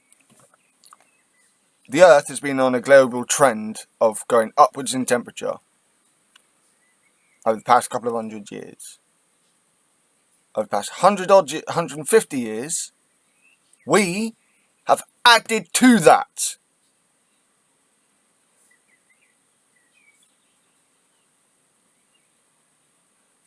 They have, this kind of idiot has absolute, is all I can, the only word I can think of is absolutism. He can only think in absolutes, and it is stupidly ridiculous. He deals with atmospheric physics. That's his profession for 30 years or 40 years now. And he writes books about climate models. So that's his profession. And he was forced out of his institute. I think it was the Fraunhofer Institute. Now he's at Fairbanks because he disagreed. But you finish up that last point. Okay. You can finish up that. You're good. Okay. Okay, so the people who are lying because there's a government conspiracy. You said they. No, because they get money. They get money. Who's giving them That would be the conspiracy, you fucking bellend. the money? We, the taxpayer, billions. Well, wait, I didn't What? pay anyone. How are you giving? The Tories wouldn't pay out for something like that. Sorry. From a UK perspective, the Tories wouldn't pay out for that. They wouldn't pay for, they're still refusing to have us back in the Erasmus scheme. It's like, what the fuck are you talking about? I wonder if half of the people in his paperwork are come up in the same list as that's right, Brexiteers. Giving money to them. Yeah, maybe you don't pay taxes. That might be true. I pay quite a bit in taxes, but I paid the government. I paid the IRS. Then you paid them. Wait, who paid? How? Wait, you mean scientists get grants? Almost every climate research unit gets money from the government, and the government needs. You mean grants? The government needs that explanation to control.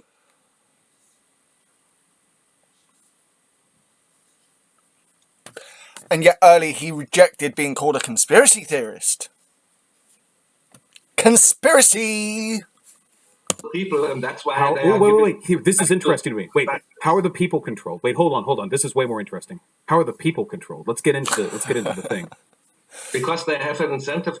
There was one study, maybe you can find it yourself, that 50% of all peer-reviewed papers, when they were re-examined, didn't hold up to their thesis.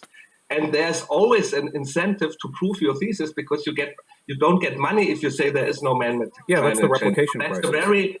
That's called incentive. This is in psychology very, very good example. But that happens to all fields. If you give an incentive, then you get the results. But why is the government incentivized? He is in his own fucking world. My brain is having serious. Just listening to Brexiteers every day is hard work. This guy.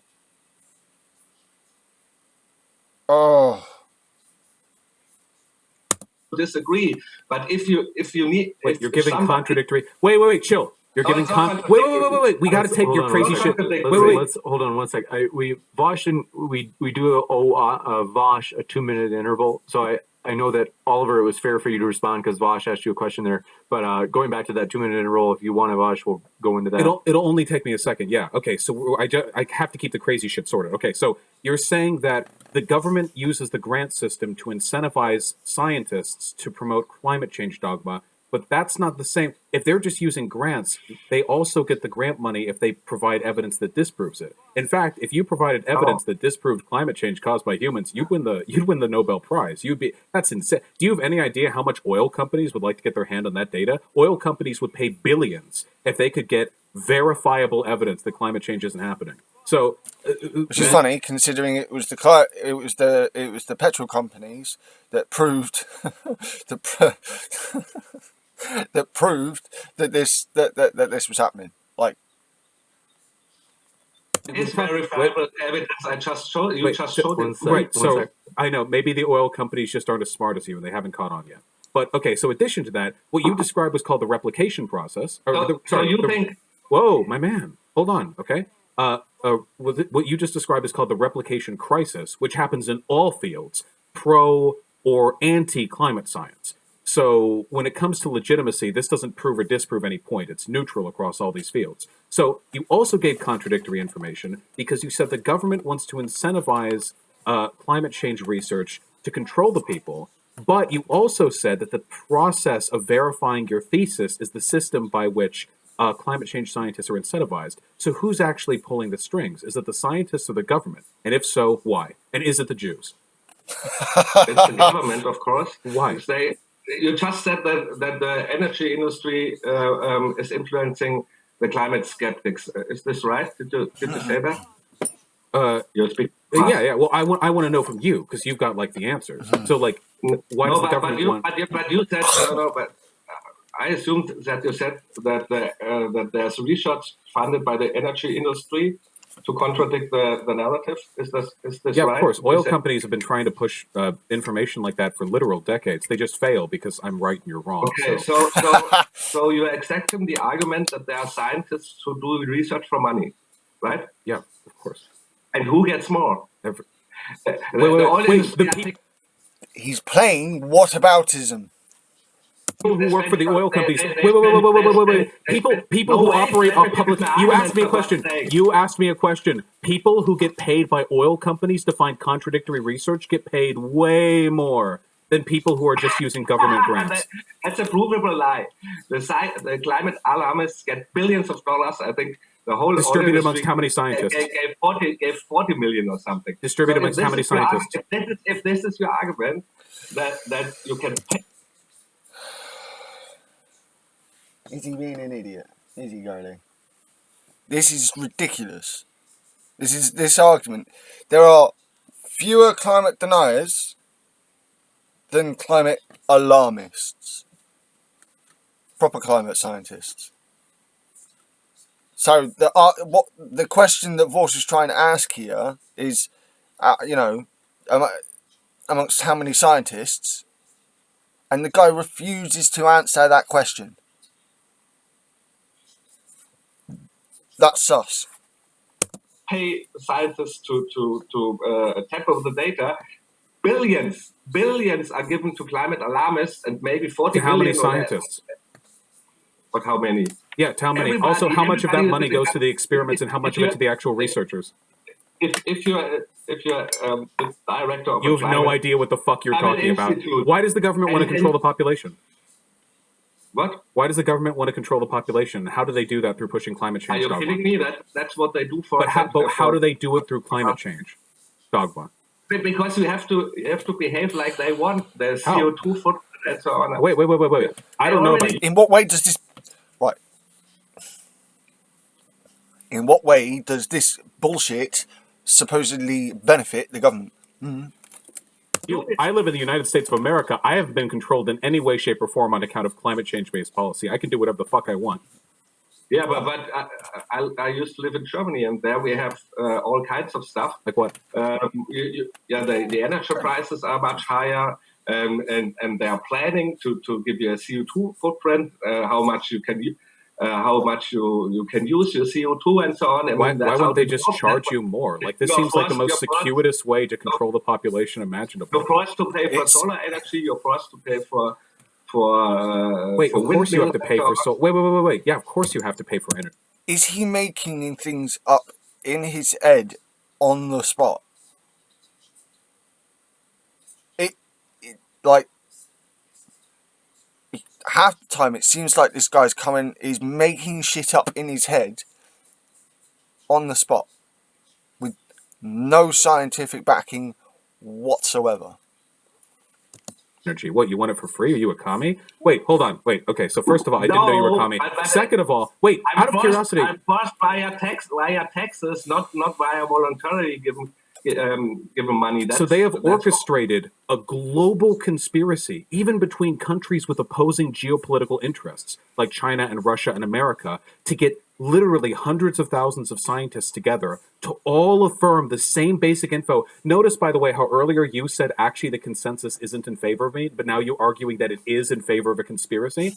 Kind of swept in those points there, didn't you? Wait, hold on, not that. So they all got these people together. They spent billions of dollars, and for them spending billions of dollars, the outcome that they got from this was, over the course of decades, some measly policies that'll maybe extract from a couple of people some additional money. Why didn't they just raise taxes?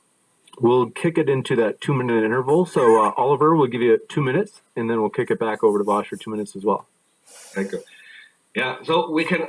I mean, I don't want to argue that why governments want to control people. That, I mean, anybody who knows anything about government knows that that's how what they do. So they are giving. That's like in the Soviet Union, they are giving money to scientists to say what they want. But that's not even my point. My point is I want to discuss the data, and the data clearly shows the opposite of what you said. So that's the proof of that. And of course, if you're mentioning that they all agree on that, that's proof that there's a central governing body, and that's the IPCC. And many people came out of the IPCC and said that's a political gremium, So you were political wrong? committee. One second. Is it a consensus or no? There is no consensus. Wait, then But what's the to- conspiracy? We still do have half the interval left. Sorry. There's no consensus among scientists, but there are some. This trip took us to Lake Como, Italy. We reserved our Fucking adverts. What are you doing, Gertie? Is he lying? Is he? Is he lying? Is he bullshitting? He is. And Freya. Oh. Okay. Is he lying? Is Vaush ripping him to pieces? Yes, he is.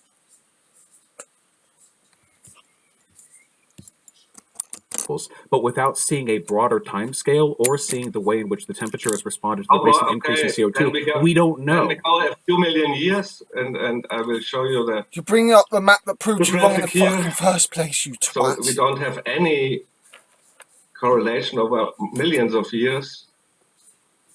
But, Yeah, that's the temperature for the last 600 million years, and what you can see is I give you a more actual one. That's 10 years. Again, they're ignoring the mass extinction events, which not just had effect on life on this planet, but on the planet in of itself.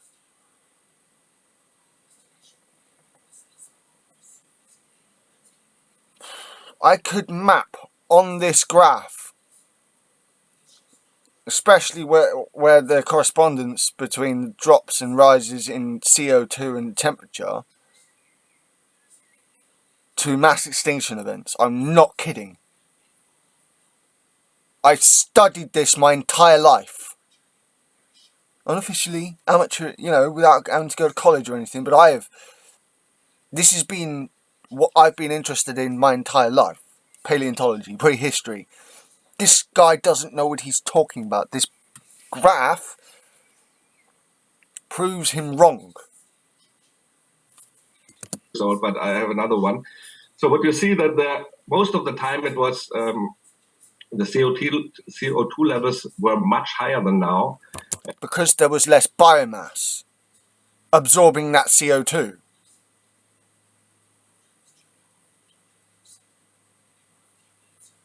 He's not, he is neglecting information, important, relevant information. And the temperature was sometimes much higher, sometimes much lower. and maybe I get to the actual data right. Maybe. Dude, you don't know what you're talking about. Now, don't you think it's interesting that previously you were very uncomfortable using long-term temperature data because there weren't enough data sets to draw from, but now you're using ones that extend hundreds of millions of years in the past? This is See, the data set he's trying to use here is my kind of fucking data set. Like I said, the guy is stupid. He's utterly ridiculous. info. Notice, by the way, how earlier you said actually the consensus isn't in favor of me, but now you're arguing that it is in favor of a conspiracy.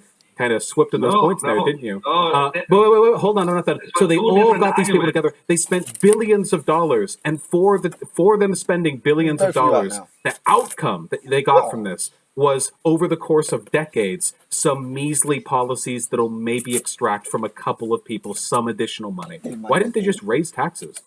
We'll kick it into that 2-minute interval. So Oliver, we'll give you 2 minutes, and then we'll kick it back over to Vaush for 2 minutes as well. Thank you. Yeah, so we can, I don't want to argue that why governments want to control people. That anybody who knows anything about government knows that that's what they do. So they are giving, that's like in the Soviet Union, they are giving money to scientists to say what they want. But that's not even my point. My point is I want to discuss the data, and the data clearly shows the opposite of what you said. So that's the proof of you have an experiment, and you have to have correlation. You don't have either of that. I did in my room with smoke.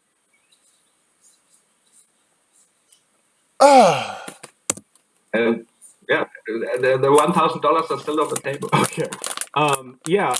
So you say there's a global conspiracy, but it's being done by the heads of the scientific administrations, not the scientists themselves. But the scientists are the ones who are being directed to do the consensus that climate change is real, except there's not a consensus that it's real, and the government is giving billions to all these scientists to get them to all prove that climate change is real, but it's actually not them. It's the organization heads that do it, and they did it all so they could charge you 0.03% more on your energy. Do I have that correct? This is a global conspiracy being orchestrated by world governments that have gone to war with each other. Out of curiosity, when did this start, and how are the Jews involved in it?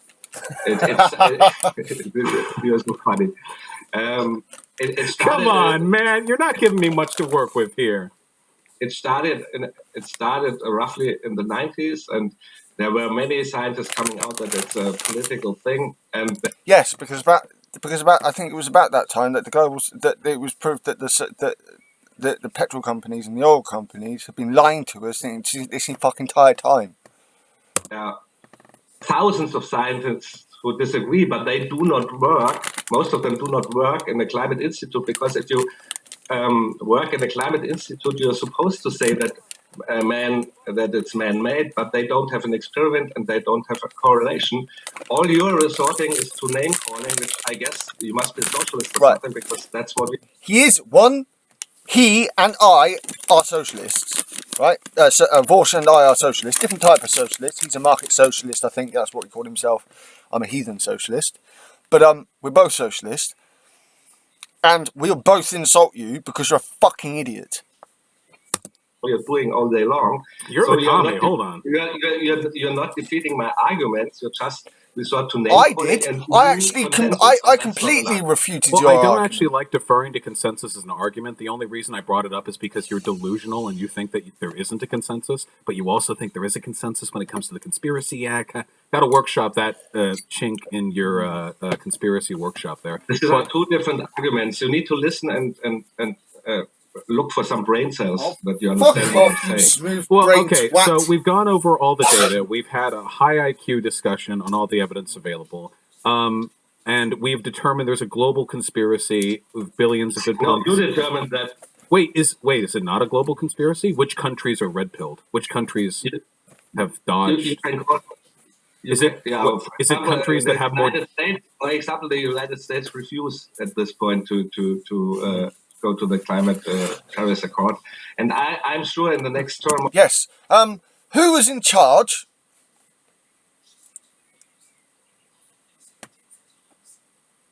Donald fucking Trump. That was who it was. So America's resisting, but America still pays billions in grants to climate scientists. By the way, not only that, but when did this one come out? When did you do this one? 2 years ago. Recently, Biden's come out with this green tech revolution thing. That's how I equate it. I know the Americans have their own term for it. It's a huge amount of money, and it's pissed off both the EU and the UK. Pretty sure that's what happened. We had it in the German parliament. It was not reported because no one of the climate skeptics ever makes it into TV. But we had in the German parliament. Right, dude, watch some British TV. I'm telling you, the climate deniers that do get on TV are immediately ridiculed because they're fucking idiots. Parliament, we had open discussions where all these points were refuted, but it wasn't shown in the German TV. But I don't doubt it. It's on the Parliament. So America left the Paris Climate Accords. From all over the world who disputed the claims. America left the Paris Climate Accords. But we still produce like the most research on climate data. And we still pay out millions and billions in grants to the scientists. So is like Trump not won the deep state war with NASA yet? Or wait, is there a correlation between the Jewish population of the country and how climate change pilled they are? I'm trying to get you out. Like, what's the angle here? So the government. So is it a global conspiracy or not? Grey pill. I'm not referring to it as a conspiracy. Well, you said you said multiple times now that it's a conspiracy. What the fuck? Millions of people are complicit in lying about data, so you can pay 0.3% more at the gas pump. I didn't say that. You're always misconstruing what I said. Just so you. No. Vaush proves you wrong, and you change the meaning of what you're saying because you've been proved wrong. It's ridiculous. No, wait. So just so you know, it's not just the heads. Wait, please, my friend, my good friend, my beautiful dinner date partner. In front of the audience, you're lying to them. No, that you are doing that. You are doing that with such confidence. It is disturbing, and actually somewhat scary. I said there's a strong incentive for tampering with the data, but most scientists don't even publish something about the cause of it. Most scientists publish papers about the effects of global warming, and I cited the third. Yes, because we need to figure out what to do next, you fucking idiot.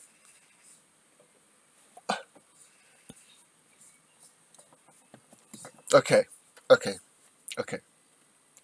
His argument is, the argument he's putting up right now is that the climate scientists aren't putting papers out about climate change itself, but about the effects of it.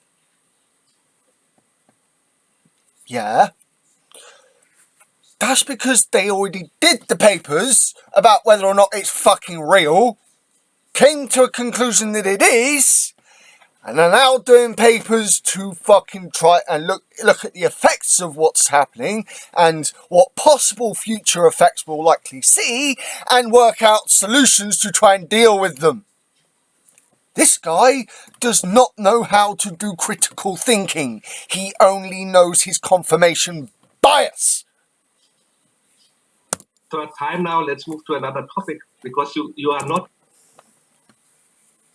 Time to move on to another topic because time to move on to another topic because you're a fucking idiot that cannot take being proved empirically wrong. I can't word right now. I'm almost having an aneurysm. Not able to listen. Wait, what is the next topic you would like to discuss? I don't need to be more discussed. Because I'm just looking at like tens of thousands of papers that correlation. indicate a support of my narrative of anthropogenic global warming. Yeah, and So there are more 1,000 papers who dispute it. well, there aren't. If you're citing stuff that can be debunked by Snopes, there definitely aren't. If you want to find like a Time Cube era website, that maybe you can like run around to all the kindergartens in Chicago and like get a bunch of. The guy doesn't like Snopes because it proved him wrong. Not because he's been able to prove Snopes wrong, but because they proved him wrong and he doesn't like it.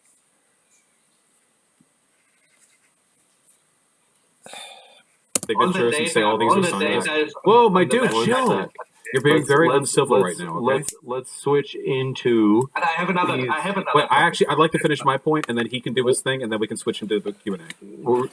Let's do a 1 minute. If you want to finish that in 1 minute, Vaush, and then we'll come back to you, Oliver, for 1 minute, and we'll keep going. Yeah, cool. Okay. Yeah. So in summary, I saw that this would be a meme fest. Like 20 seconds in, this guy's a fucking moron. And a conspiracist. And if you look up anything about this guy, you find that he's actually being pretty mask on right now. Like, he's actually making an active effort to not look like as much of a dumb fuck as he actually is. And it's fun, and I enjoy these things. In all seriousness, though, there's no debate about climate change. There isn't at all. Corporations and governments, researchers and politicians. Capitalists and socialists both know that this is a real thing.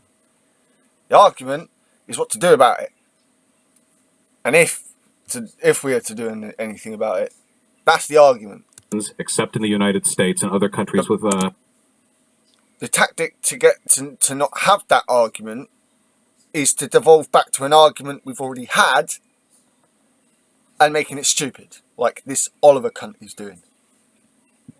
With Fox News influence, have all agreed climate change is a real thing. Humans are causing it. We need to work together to save our planet. It's very simple. This doesn't even involve control of the population. Real socialists know the based and epic way of dealing with climate change is hankering down on corporations, okay? We don't want you people to not have any plastic straws, all right? We got bigger plans in mind.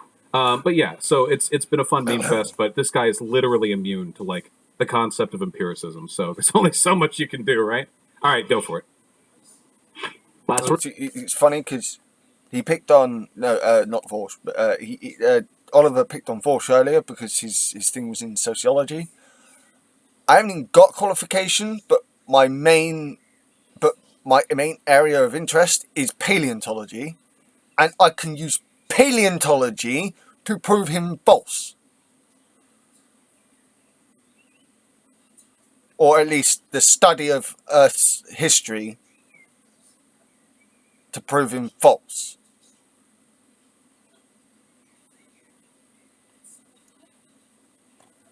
Is all yours. It's the closing arguments now, or what? That you could say that. Yeah. So we've got the clock set. All yours. So I clearly won the debate because you didn't refute my arguments. You completely did. You helped to refute the arguments yourself by putting up graphs that proved you wrong. Again, I really don't like being ageist here, but guys of this guy's generation really seem to get stuck in their own confirmation biases.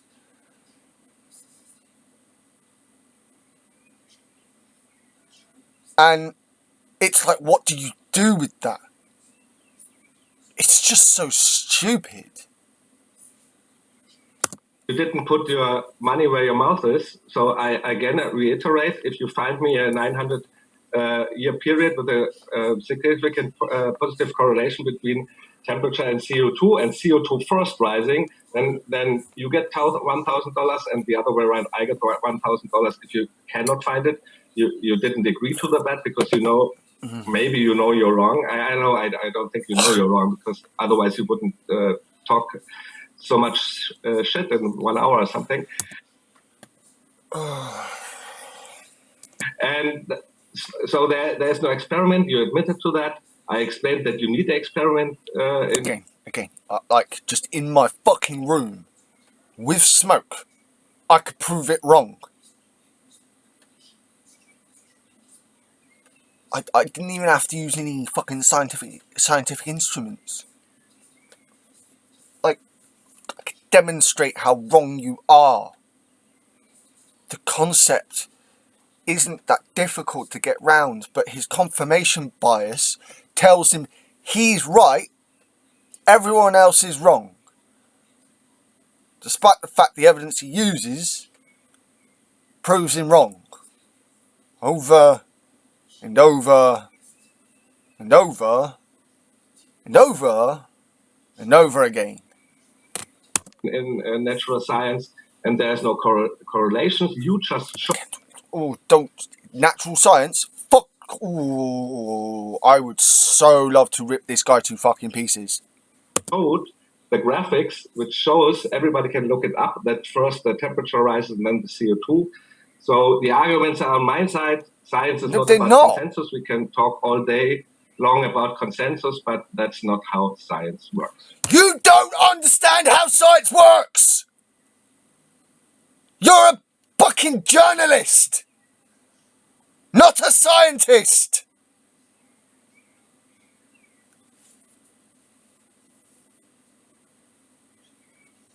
Just... Thank you very much, gentlemen. As mentioned, folks, both of our speakers' links... The arrogance of that cunt is fucking unreal. ...are in the description. So if you'd like to hear more, what are you waiting for? Their links are below. And with that, first question, Adam Temple, appreciate it, said, if you think putting 34 billion tons of gases a year on an 8,000-mile diameter planet, or if you think that putting 34 billion tons of gases a year on an 8,000-mile diameter planet has no effect, then you need to go back to school. Fucking right. True. So I think they're targeting you, Oliver. They're coming at you. Yeah, see, they always do that with absolute numbers. Of course, you have to look at the relative numbers. So, he's not even consistent. He's an absolutist, and then he isn't. What? CO2 is only 0.04% of the atmosphere. They are even admitting that it's not about CO2. Water vapor does accelerate that, and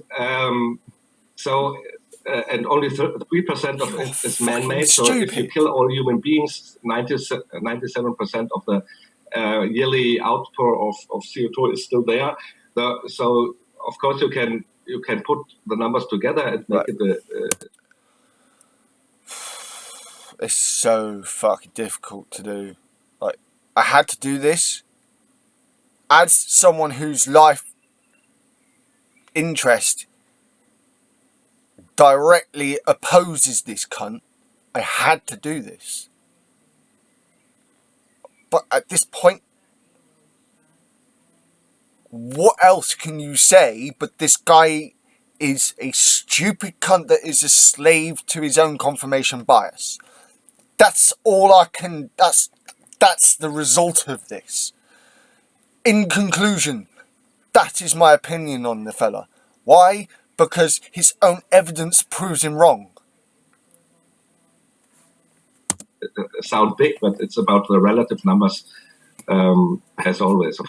I'm surprised you didn't say 364 billion tons of gas. Gas doesn't weigh anything. That's fake.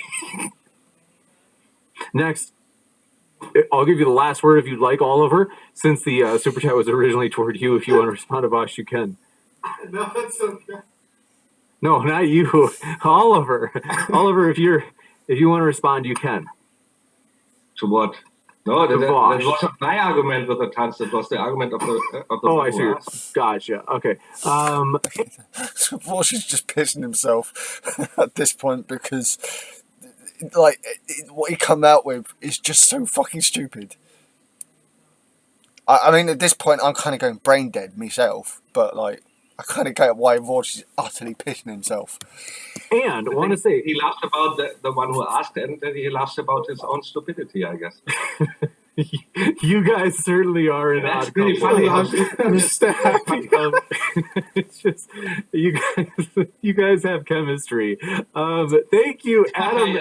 Adam Albilia, by the way. I always chemistry with arrogant, stupid people. who don't know the sign. Good buddies. Adam Albilia, thank you. I want to say we appreciate you so much. Happy birthday, buddy. Seriously, totally loyal guy. Thanks so much for all you've helped modern day debate and stuff. So hope you're doing well, Adam. And also want to say, thanks so much, folks. We've got more questions, but do want to say, if you, no matter what walk of life you're from, communist, capitalist, you name it, you're never Trump or you're for Trump, want to let you know we hope you feel welcome. And so if it's your first time here, you want reminders, hit that subscribe button as we have a lot more juicy debates coming up. But our next question comes from OP, who says, let's grant that climate change is an existential threat, quote unquote.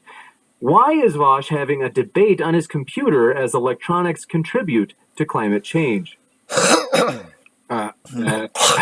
Well, I can't tell if that's a real question or if that's making fun of the type of person who would ask me that question. If you break down the numbers, the vast majority of contributions to the atmosphere with regards to greenhouse gases comes from the misbehavior of corporations and governments. When it comes to individual behaviors, I've always been a strong proponent that every single human being on Earth should be able to live with the same level of material comfort. But not only that, but it was actually proved that the carbon footprint bullshit was the method of the petrol and oil companies of putting the blame from them onto us. That I currently enjoy, using the same level of efficiency and productivity that we currently have, and I hold true to that. I don't think that the average person should have to curtail their life in any way to be responsible in that sense. Yeah, but if you put, just one point, if you put it on corporations, at the end the consumer pays it. So that's you're misconstruing it. If corporations have to pay for that, then in the end the consumer pays. That depends on how hard you come for the corporation. Next up, thanks for your. If you do socialism, then of course you don't have corporations, but then you have 100 billion people killed, like you guys did in the past. Wait, did you say 100 billion? I don't want to get on too much of a rabbit trail. Socialism that will work, and the new form of socialism. I thought you were a commie. We want to return.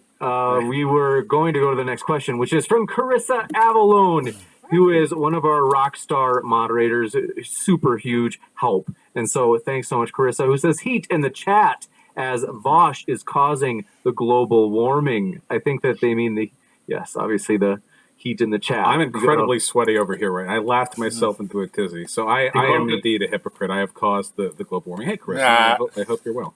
And he contributed more than all right, next up. All right. And Gutsick Given, Erica, glad to see you. Another huge loyal help to the channel. We appreciate you, Erica. Says every mass extinction in the past 4.5 billion years is related to climate change. I feel so validated right now. I'm sorry, I just do. Like, whoever put that up speaks straight to my heart. Oliver, how do you reconcile this with geochemistry? And Vaush, how are the cats? Oliver, you go first. Yeah, the mass extinction events were about cold temperatures and not warm temperatures. No.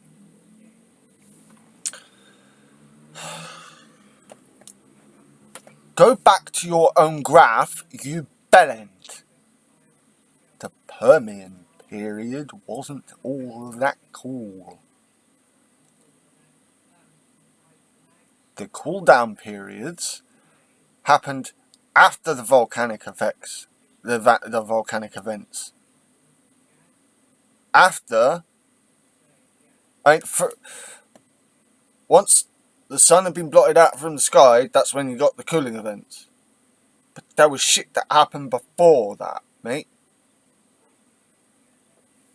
Again, his understanding of this is so limited. It's unreal.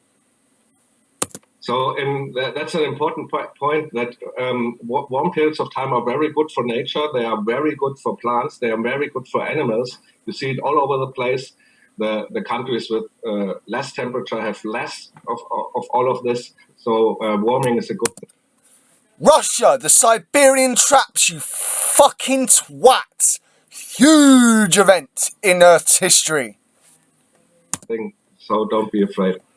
Gotcha. And thanks so much for your question. This one comes in from NPC. The cats are good. Who says, I live in Australia. Our fires were caused by arsonists. Vaush, why would you say our fires are a result of climate change? Where is the evidence for that? I don't think all the fires in Australia were caused by arsonists. I would need to look back into it. I'm pretty sure a huge amount of that was caused by like brush fires that are caused naturally. Additionally, first of all, Australia doesn't exist. Second of all, pretending that it did. Even if a fire is caused by an arsonist, it can spread much farther and much faster in global warming. Keep that in mind. Like an arsonist in Northern California isn't going to do that much during the wet season, but an arsonist in dry brush San Diego can conceivably do a lot of damage. So the drier the climate is, the easier it is for arsonists to do damage. No, the bushfires are. We must keep going. I hate to do this. I have to answer to that. They are caused by not proper forest management, because of course the socialists rule California, and they put away with the rules of forest management. Humans are doing forest managing for centuries now, and the socialists put it out of place. So it's easy to stop that. To stop it by forest management, you deliberately burn down some sections, and that's causing the fires. It has nothing to do with global warming, But because in this country, we what we do is coppicing.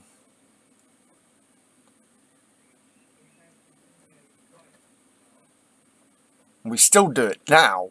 Socialists do that. I don't know if this is just a British thing. I'm pretty sure it fucking isn't. If it is, then the chat can let me know. But this helps. That this guy is a fucking idiot. I've had this argument chucked at me before. I'm like, no. Like, without evidence either, by the way. on any given time there are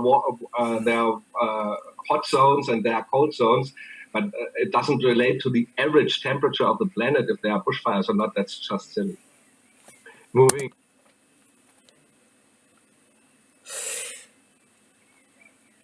The relation isn't whether the correlation isn't between whether or not there are bushfires and climate change. It is the rate. It is the amount of bushfires we have within a year because of climate change. They have been increasing. They have been getting worse. Again, he chooses his argument, and then when his argument that he thinks is going, like, it's like he rephrases the argument put to him in his head and then doesn't tell everyone else. That makes sense. It's just stupid. Moving to the next one. Alan Beaupre, thanks for your question, said, Oliver, what other scientific consensuses do you deny? What? They asked, are there any other... There's no point in that question because he doesn't believe there was a fucking consensus. other scientific issues where you would disagree with the majority of scientists? Which ones don't you disagree with the majority of scientists on? Can you give us the shorter list? Yeah, that's the shorter list. Gotcha, okay. That's the shorter list. Thank you. And Cillian Holland, thanks for your question, said, Oliver... It's really almost everything is rigged there. That's right. For example, coronavirus. So the answer to that question was everyone. Everyone, he's right, everyone else is wrong. An investigative journalist is right where all the scientists are wrong. Anyone else see a problem with that? As we had the debate, I won last time. So No, you if you fucking want, You won didn't, so hard, YouTube had to silence you to keep the truth under wraps. dickhead. Next, Right. let's right, see. yeah, just look at the debate and look at the comments. I won it. Next Oh, the up, comments. I thought Cillian. consensus didn't determine results, my friend. Boom! Fucking boom! Dickhead. No, but we were talking about. I'm sorry, James. Sorry. We were talking about another topic, and I explained it last time. I don't resort to the majority of the viewers, but I was talking about did I win the debate or not on the other topic. Next up, Cillian Holland. Thanks for your question. Said Oliver, if Gonna have to check that other severe debate now. climate change is not happening, why are we in the sixth mass extinction in Earth's history? James, you better get my name right. I hope I did, Cillian. And Oliver, What this mass extinction? Well, what they said- mass extinction? if There are more severe, people on the planet than ever before. What mass extinction? I didn't hear. The KT event was the 5th. He's trying to say there's only been 4. Do you see what I mean? He doesn't even know what he's talking about! Hear you. I'm so sorry. What mass extinction event? We have more people than ever before on the planet.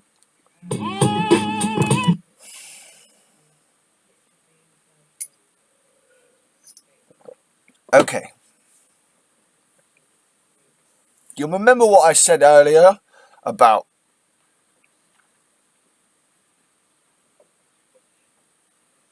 it all being about humans? It's like we're the only thing that's important on this planet, which is just like, oh, human ego right now, human egotism right now is just so fucking stupid.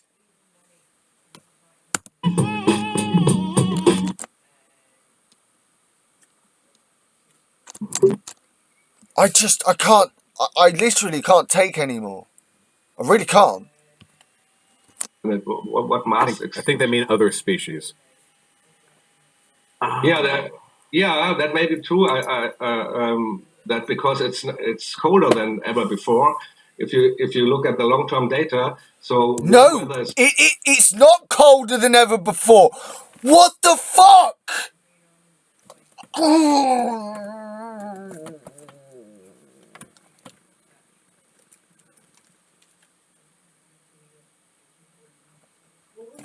Your own evidence, your own graphs didn't say that. I'm losing my shit. I really am. I am actually going to blow a fucking blood vessel in a minute.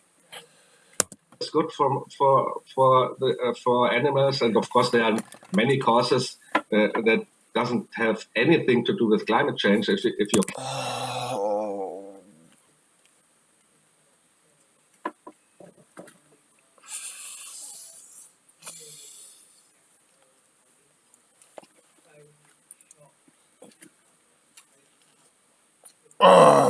I'm having serious issues. I'm having serious issues right now. Oh, this guy. Oh. I don't actually have to bring up any fucking papers myself. I have to go searching. I know this shit like back of my hand. Oh wait, that's different. No, I know this shit like the back of my hand. This guy is fucking stupid. And again, I will repeat myself. He's stuck in his own confirmation bias and he's refusing to get out of it. Just like a lot of people in his generation. I really do hate to be ageist about this, but my personal experience, it's mostly people his age that showed this trait. Mostly. I'm not an absolutist. There are young people, there are people younger than me that act like this, I know that. But more often than not, I'm experiencing it from this dickhead, from people like this dickhead.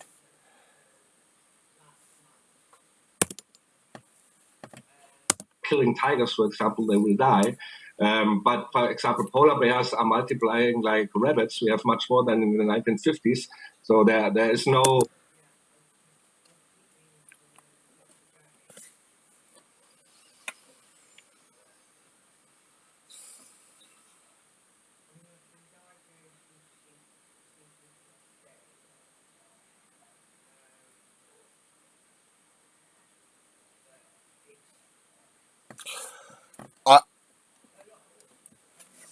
Did he just say polar bears are breeding like rabbits, and there's more of them than there were 50 years ago? Did I actually hear him fucking say that bullshit?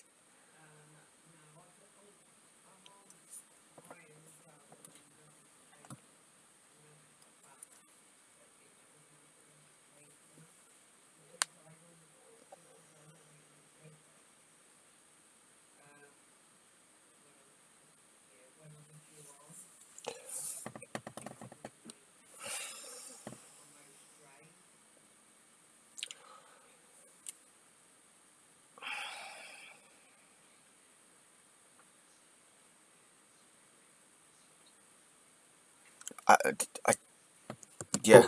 A mass Okay. extinction of animals because of climate change. Wait, Gotcha. wait. I'm sorry. Just as a matter of responsibility, what he just said was literally the opposite of true. Just generally. So we don't have to get into it. I just want to say as a matter of responsibility to public discourse, I just have to let you all know this guy is actually an incredibly accurate measure of reality. If you just listen to the opposite of what he's saying. Next, Brian Stevens, thanks for your questions. And Ken Oliver, Perfectly put, Vaush. Perfectly put. name the 3 major greenhouse gases. Pardon? Carbon dioxide, sulfur dioxide,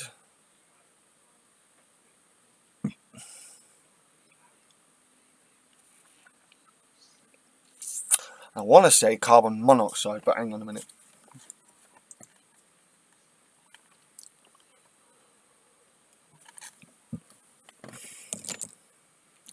Three most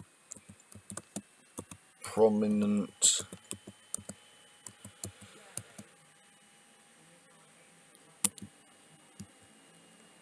greenhouse gases.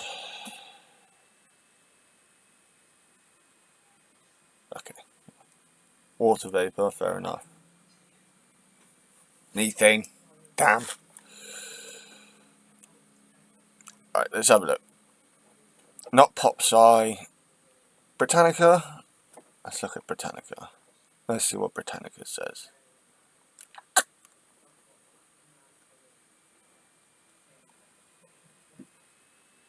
Water vapor. Carbon dioxide. Methane. Surface level ozone. Nitrous oxides. And fluorinated gases.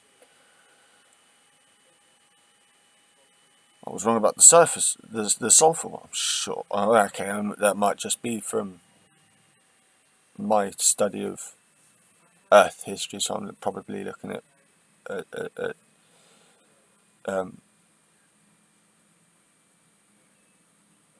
volcanoes and such. Yeah, that's probably where I'm getting that from. But yeah, okay. Carbon dioxide, yeah. Methane is the second most important greenhouse gas.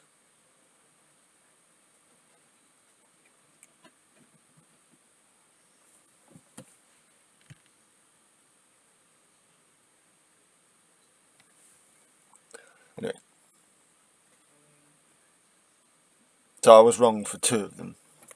I was pretty sure, I was almost sure about the monoxide one, but that might just be, I could be getting mixed up with household gases that are dangerous. And the sulfur dioxide one, I'm pretty sure that one was more related to paleontology, prehistory. So yeah, that's on me. They asked, can Oliver name that's my L. 3 major greenhouse gases? Greenhouse and gas. Yeah, Sorry, exactly. spoiled. CO2, methane, and the other one is hard to spell, but that's an interesting point because CO2 is from the how's the factor is GWP factor of CO2 is the lowest one of all because that's 1, and all the other greenhouse gases have a higher factor. But what's the question about? whether or not you know of, but I think that you've answered It's it. methane. The name is methane. Then it's nitrous oxide. I don't know the English. Then it's hydrofluoric. I'm muted. Alden's gas. Carbon and so on. CFC11 carbon CF4 and so on. Thank you. And Sunflower, thanks for your question, said asking your chat to do stuff for you during streams without embarrassment or stake in your hand is exploitative. Justin Bieber farm theory. No, I pay every chatter who gives me a link during a debate. I pay them. Gotcha. I thought that was directed at me. I was like, Bricks, thanks for your question. Said, Oliver, do you believe in lizard people? No. Gotcha. That Is would it be fair to ridiculous. say... I don't see you anymore. Sorry, I don't see you anymore. Through the Zoom window? Yeah. Oh, I promise I'm like... My I hear connection... you. The connection seems good. I have no idea. I mean, like, I can hear you. I don't know. Yeah, I can hear you. It's okay. I can hear you. We can still see you. So, Raven Zero has a question. Said we should shut down all CO2 from vehicles, commercial and personal. Shut down power plant and home AC service. Shut down internet. I have one question, just one, and that one question contains just one word. How? Internet and leave only emergency service. That will I had too massively much help fun today. the climate. I'm muted. I'm not talking to them. I think they're trying to run some sort of reductio on you, Vaush. Oh, That's my guess. Could you repeat that for me? I was actually clearing my throat. I apologize. No problem. They said we should shut down all CO2 from vehicles, commercial and personal, shut down power plant and home AC service and internet, and leave only emergency services. That will help reduce climate change. True. I will. Austerity? Is that how they do that? We spent. That would be like Uber austerity. Like what? No. World where the only available form of public transportation is carriages being hiked on the shoulders of himbos who run barefoot from city to city like it's Death Stranding. It would be good for the environment and it would be good for the soul. Gotcha. And this question comes in from, let's see.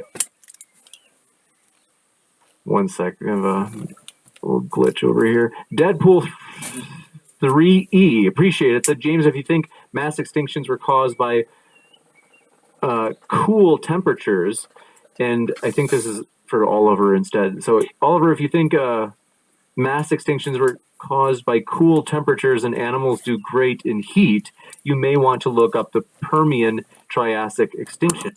Which is what I brought up earlier. Like I said, I can destroy this dude purely with my knowledge of Earth's evolution, of life on Earth's evolution. He knows so little, whilst acting with such confidence that he knows so much. It is so stupid. That eradicated 90% of Earth. How warm was it then? It was a cold meteor. Actually, he's right on this one. It actually, yeah. Okay. I didn't know that. Thank you. No and AP, thanks for your question, said Vaush. Was he taking the piss? A cold meteor. Was he taking the piss? Just climate change, the white man's problem. I don't think it's necessarily a race thing. If you want to talk about relative levels of national development, I do think that nations that have already developed should probably be subsidizing the infrastructure of nations that still need to develop. So if our goal is to have a world where everyone is equal and can enjoy clean energy to the best possible extent, which is the world I want, we have to recognize the fact that through a wide variety of very complicated historical factors, certain countries like America, we got to have our oil boom, our coal, and now we can transition towards clean energy because we have a very developed and sophisticated infrastructure. A lot of countries can't do that. Bangladesh, they're a little bit on the back foot there. So I think in the interest of a better world, we should be subsidizing them, but that comes back to benefit us as well. A world that is more interconnected and more interdependent is a world with greater economic opportunity. So in that respect, I don't think that it's really anybody's burden. We can take plenty of money away from the military-industrial complex and put it towards that. We can put a quarter of the money we put towards the military, put it towards that. We'll be doing an amazing amount of work for the world. I think we should be proud to have the opportunity to help our neighbors. Gotcha. And thanks for your question from, this one's from 256 PJR, said, Vaush, Roy Spencer, who is a senior scientist for climate studies at NASA's Marshall Space Flight Center, has many lectures online disagreeing with you. Is he lying, or are you just smarter than him? Oh, the latter. Obviously. No, I can't. I mean, there are obviously individual scientists who have their own opinions. When we're talking about, so here, I need to clarify this. When it comes to issues like climate change or climatology, Sorry, I just tried to rejoin. So if I'm away, then that's the reason for it. okay, you're here. You gotcha. When it comes to stuff, when it comes to stuff like climatology, all we have are deference to expert opinion. None of us are even close to being capable of measuring global temperatures on our own. We can't go over to Antarctica and start measuring ice sheets. These aren't things we can do. We have to defer to the legitimacy of other research. That's all we can do. That's all any of us could do, unless we're also very prolific, scientists or very wealthy people. Maybe you guys can, you're built different, but most of us can't. And with that respect, it's mostly a matter of deriving the consensus of the most legitimate source. So if there's an individual who has different arguments, I'd be interested in hearing them. It's possible some of their concerns are legitimate. But usually when you look at people who deviate from the standard narrative on climate change, you find they're cranks, or that they're being paid off by institutions that have a very obvious interest in denying the truth about science. Like, there's one that PragerU brought on recently, and he's like this one celebrity scientist that's super discredited, but he gets literally millions of dollars running around doing runs for organizations that want to convince their idiot, viewers that climate change isn't really an issue, don't worry about it, go back to sleep. Wait, hold on, I'm getting a link. This guy is a misinfo fuck. Climate misinformation by source Roy Spencer. Let's see. Skeptical science blog post. Oh, it looks like there are a lot of people who think that this guy is not that credible. Interesting. Well, I'd have to look into it to see more. Next, thanks for your question. This one comes in from OP. Got a critic out there, Vaush. Says, I believe in climate change. The data is there, but Vaush resorted to too much name calling and yelling. They don't like your aggressive style, Vaush. Oh, what are they, a liberal? No, I just want to say when it comes to clowns like this, all you can really do. That was a good reply. When it comes to clowns like this, all you can really do is make jokes. Yeah. If you don't like my reactions, by the way, like, my name is One Angry Pagan. Kind of says everything, doesn't it? My reactions are going to be like this. I'm not going to apologise for calling an idiot a fucking idiot. There's too much of this pandering to fucking morons. Because it gives them a confirmation bias thinking they're right. It's stupid. I'm not going to coddle these fucking idiots. I will not. I think I laid out a fairly compelling case that there's a strong consensus for evidence reaffirming the very basic premises of, human-caused climate change. Apart from that, I mean, it's all pretty much just memes. Sometimes you can't talk to people, and expect, fair discourse. So at that point, it's really just a matter of having fun. And I had fun. I hope he had fun, too. It's been intense. And Jazor, thanks for your question, which is for Oliver. They said, what do you think about J people? What people? I think they mean Jewish people. What's the problem with them? I don't know. What is the problem with them? So. There are good and bad people in every population. I'm a libertarian. I'm not a socialist. Gotcha. And I'm sorry, Wilson, thanks for your question. Said, Vaush, no water world. Checkmate. Just walk away. It's true. Waterworld hasn't even happened. When did that movie come out? In the 80s? When is it going to happen? Never. Clyde Seitz, thanks for your question. I didn't see the question, but I saw your super chat. I don't know what to... Let me know in the live chat if you got one. Braden Fears, thanks for your question. Said, Vaush, why don't you put climate change in your, quote, ultimate research doc, unquote? I keep meaning to get to it. I probably don't look like it because I look like a fucking schlub, but I'm actually generally pretty busy. I really need to get around to that, though. I guess the main thing that bothers me when it comes to that is I feel like there are a lot of people who have bad opinions on things like systemic racism that can actually be convinced with arguments. But I feel like at this point, most of the people who disagree with like climate change being a man-made thing are usually so far gone that evidence isn't actually what you need in arguments against them. You usually need like a religious sermon or like a heavy object or something else, you know. But I don't know if evidence is like the killer there. A therapy, yeah. But I'll work on it. I'll do it. Next up, thanks for your question. This one comes in from Layman, who's asked, Oliver, what are your thoughts on flat Earth? I have no thoughts on flat Earth. Thank you. I think it's a ball. Next, thank you. J. Bree W, thanks for your question, said, would Oliver affirm everyone's right to bear nukes? Nukes? Yeah, what do you think about personal ownership what of has weapons? that to do with climate change? You're a libertarian, aren't you? Yeah, I'm a libertarian. We can do a whole discussion, debate about that. Well, I'm American, so we should agree on this. I'm thankful for the question because you can go to my book, The Order of Freedom. There you see an answer to any of these questions, but that would take another 2 hours. Thank you. And my answer is yes, by the way. J. Bree W. Oh, we just read that. Nicholas Chin, thanks for your question, said, how does Oliver explain the role of glaciation and Milankovitch cycles in historical CO2 concentrations and their link with temperatures? Yes. Milankovitch. Yeah, I didn't understand the first one, but the Milankovitch cycles, of course, contribute to the climate change and the sun in a shorter period of time. So I think that these are the driving factors and not human activity. Gotcha. And Professor Studs says, how does Oliver reconcile the claim that science isn't about consensus with his appeal to the delegitimizing effect of the consensus crisis? Is that not a condemnation of a lack of consensus? What? I didn't understand the question. I was reading it fast. Let me slow down. They said, how does Oliver reconcile the claim that science isn't about consensus with his appeal to the delegitimizing effect of the consensus crisis? Is that not a condemnation of a lack of consensus? Can you explain it to me what he means? I can't understand. I don't understand what he's referring to. So what I'm saying is that I'm right, you're wrong. Consensus is not the method. Consensus is not the method. So I don't understand the question. I mean, maybe it's because of my bad English. I don't understand the question.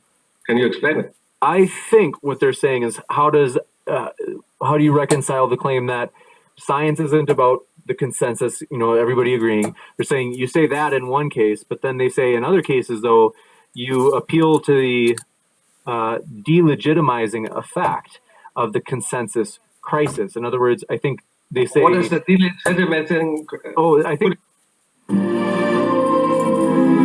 Président. Fucking adverts.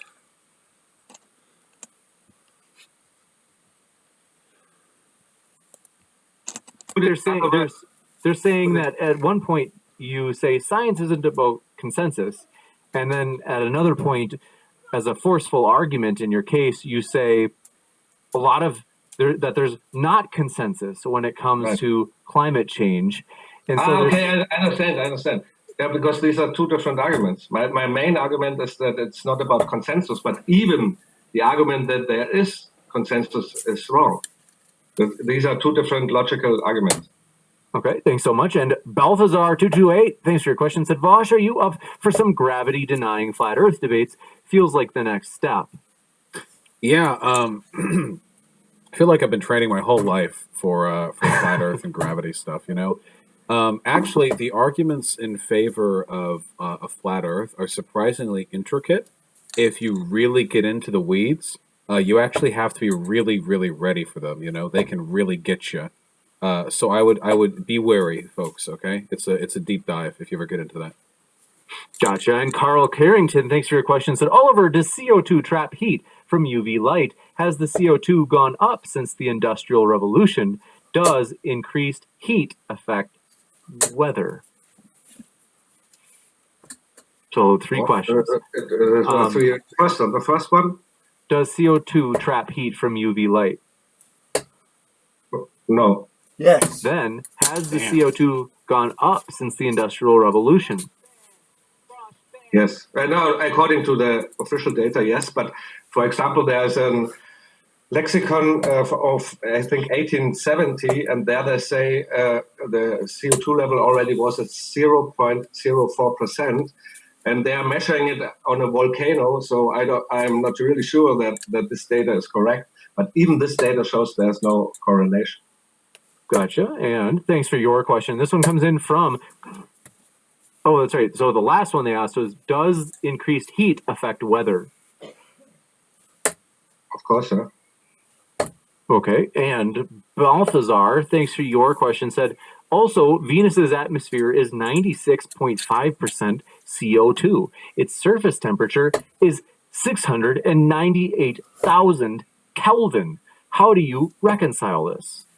Yeah, because it's nearer to the sun, you can calculate that. But another interesting thing, we didn't get to that point, is that the whole atmosphere in reality is a cooling system. You have to go to the research I mentioned. And you see that the surface temperature of the moon is much higher than on the Earth, and there's no atmosphere. So the whole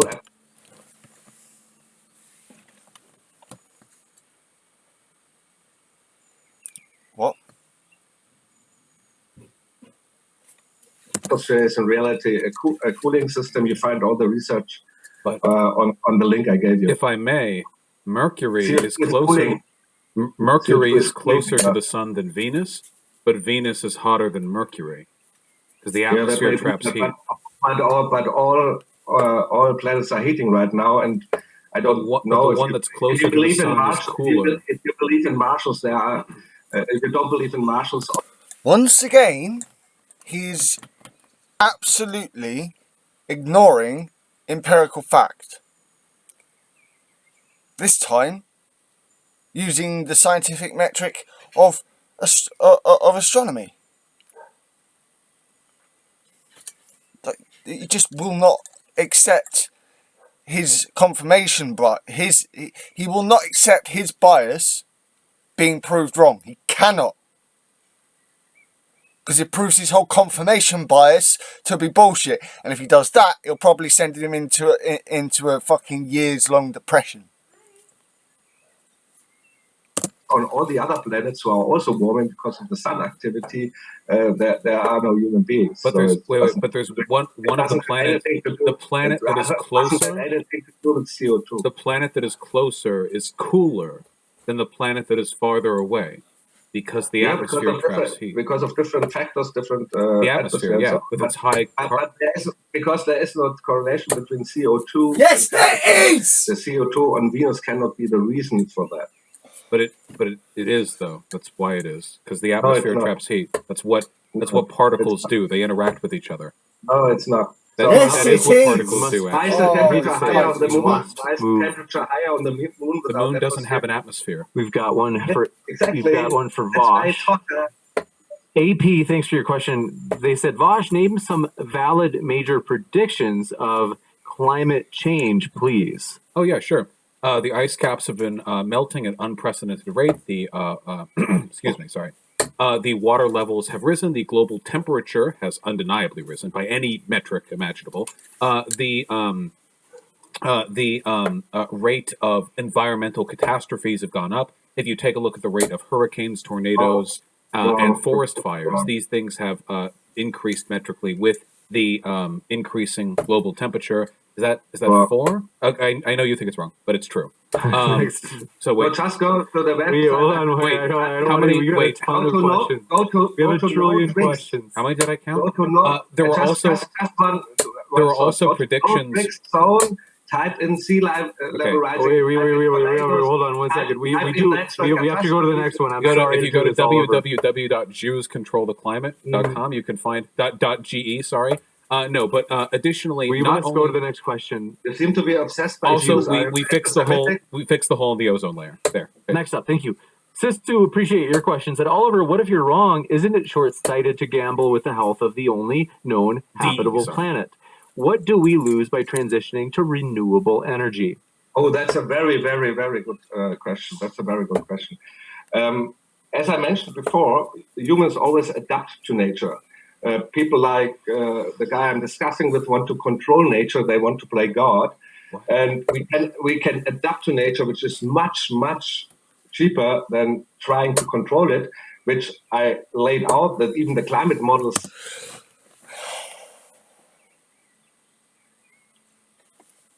This is killing my brain cells. No. Just no. I had to have a break from his bullshit just for a minute. Because wow.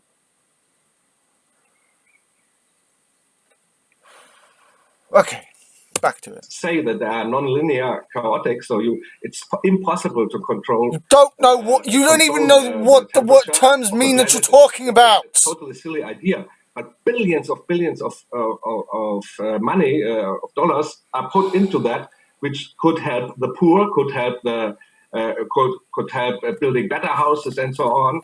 So in the end, if you read the Green New Deal, for example, you want higher taxes? You're a libertarian. Of Bernie Sanders and so on. Just let me finish. Then if you do that, then the whole planet will die because it's socialism. Socialism already Shut up, 100 million people, and the Green New Socialism will kill another 100 million people. That's for sure. I hate but to say. Fortunately enough, the people in America are not as I love you, crazy James. I hope you know that. Are not as crazy as in Germany, and they reject these crazy tyrannical ideas of running the life of everyone on planet Earth to save the Earth from being a little bit warmer, which is no problem. It's not going to be a little bit warmer. It's going to continue to increase. We have so many questions. Clyde Societies, thanks for your question. Said, Vaush, global warming with more CO2 means more vegetation and more oxygen. More oxygen in the atmosphere equals better health for all life. Global warming is a good thing. Change my mind. No. You know that if you take a deep breath and then you choke yourself, you keep more air in your lungs indefinitely because you can't exhale. And that way you have more air in your lungs and you're healthier and you don't even have to worry about breathing again because you never exhale the air. Don't be a fucking idiot. Jesus Christ. Go to fucking middle school, okay? Put your fucking phone down. Pick up your 8th grade. The most stupid argument. No, hold on. I never heard argument in my whole life. In my whole life. So the way evolution works, everything. This guy's so uncivil. My goodness. The way the planet works, the way evolution. Holy shit. The way evolution works is everything on this planet is specifically biologically designed to function optimally, given a specific set of climate conditions. The evolution doesn't have. We don't have fucking sliders on the back of our neck.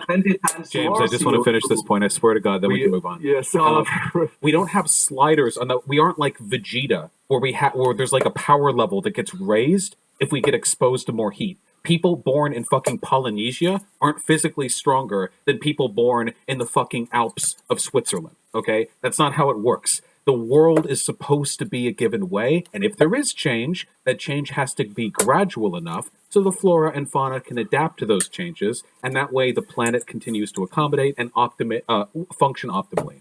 Very rapid changes. Which is what makes his earlier comment about polar bears just so brain dead. Oh... I don't even know where he pulled that from. His fucking arse. It's like this. Do not allow for that process. I've got to give Vaush the last word on that one, just because it was directed at him. AP, thanks for your question. I don't understand what this means. Vaush, why were you on Epstein's flight list? I was trying to take him down. Donald Trump and I were part of a crack team back in 1989. We were trying to ride to the island to plant explosives at the base of the pillars that led to the underwater moor. But unfortunately, we were stopped. Hillary Clinton and her guards were too sharp for us, and we had to skedaddle. They got my name and face, but they weren't able to catch Donald. That's why he's president of the United States, and I'm just a lowly streamer. Next up, Dave Garr, thank you for your question. Said, I live in Texas, and if it gets 1 dang degree hotter, I'm kicking your behind, Ollie. Then I will drink water because of the heat. It's hot here. Thank you for that, Dave Garr. And I'm sorry, Wilson, thanks for your comment. Said, Zoom cannot deny us James's machismo. Appreciate that. Sure. Thanks so much. Next up, Ben Riley, thanks for your question. Said, can Oliver explain why Venus is hotter than Mercury? I was curious. Yeah, I already told you that has nothing to do with CO2. What does Because there's no correlation between CO2 and Don't temperature. just There is say right there's there, no though. So what else correlation. causes it to Say be hotter what than Mercury, it which is is closer? then, according to I you. don't know. There may be many reasons, but It's not But saying- it can't be the right. one everyone else thinks. Okay. He just proves how little he knows, okay? I don't know what it is, but what I do know that it's not CO2. What? Fuck you, dude. in the rest of the solar system, every planet, as I already told you, is warming right now, and there are no humans on that. I'm not an expert on atmosphere. We have so many questions. If it's short and pithy, Vaush. Yeah, James, can I say one really quick thing? Okay, Super this quick. is the way CO2 works. Okay, imagine you have a ping pong ball and you're tossing other ping pong balls at it. Okay, it always bounces off. Then imagine you glue a bunch of cotton around the ping pong ball and you throw more ping pong balls at it. Some of them are going to get caught in the cotton. That's what CO2 does to our planet. Okay, if there was no atmosphere, all energy, most of it would just bounce off the surface of the planet, and atmosphere keeps it from bouncing back fully and increasing that temperature. decides the second. Gotta give. Go ahead, Oliver, and then we gotta go to the next one. Warmth, heat is always going from warm to cold and not the other way around. So how do you explain? Shut that up, the you upper stupid Heat twat. is preserved in a closed The system. temperature in the upper atmosphere is much cooler than in the lower atmosphere. Because the atmosphere is denser, closer to the How do planet. you explain it? No, you're Okay, now he's ignoring the Newtonian physics he tried to mention. He was trying to fucking reference all the way at the beginning of this. He doesn't understand how gravity works now. you're claiming that there's a layer which makes it warmer. I'm sorry, in the James. upper atmosphere, but how does it come down to the warmer atmosphere which is down at the Earth? How do you explain that? I think Vaush is sharing a screen. So I'm doing some art. Don't mind me. Okay, gotcha. Let's see. Well, I'm doing science. you're drawing a picture. Okay, Yeah. gotcha. There we go. Here's the planet. It would be very funny. That's just the wrong model. That's totally silly. But then, if you have a planet, you've got like little dashes around it. You know? No, And you because go you need like that. But then some of them go like. You need additional energy. Stays. It defies the second law It of goes. It thermodynamics. stays in there. See, like that. Some of them get out, but not all of them. See, that's how it works. No, that's not how it works. We must. That's how And it the works. upper I gotta give Oliver the last word, and then we gotta go to the next one. Boss, you're putting me off, dude. Next up, thank you, Fellow, for your question. Said Oliver is a renowned climate skeptic. Do you believe that the scientific consensus on Alden's gas is a lie as well? On what? Alden's gas. I don't know that.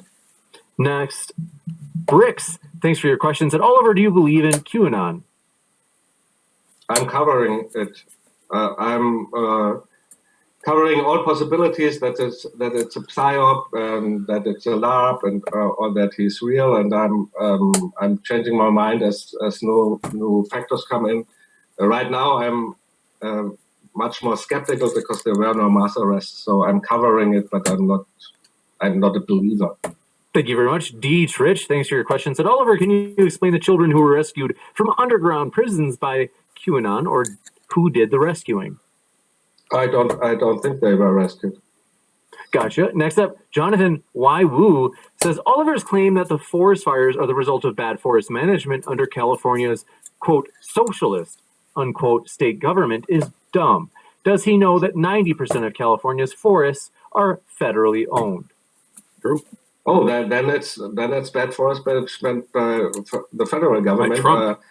I wouldn't debate that. If that's true, government. I'm a libertarian. I want the government out of the way of everything. So if it's true, then you should once blame again, you're Trump. making I it have so to he look it sounds up. like he can't be Oh, wrong. yeah. We want to force Trump to rake our I assume that forest. there are laws in California which prohibit Opium. that, but if that's true, then he would be to blame. Next up, Kaizen Kamikaze, thanks for your question, said the majority of forested land in California is Copium! Copium! Copium! Copium!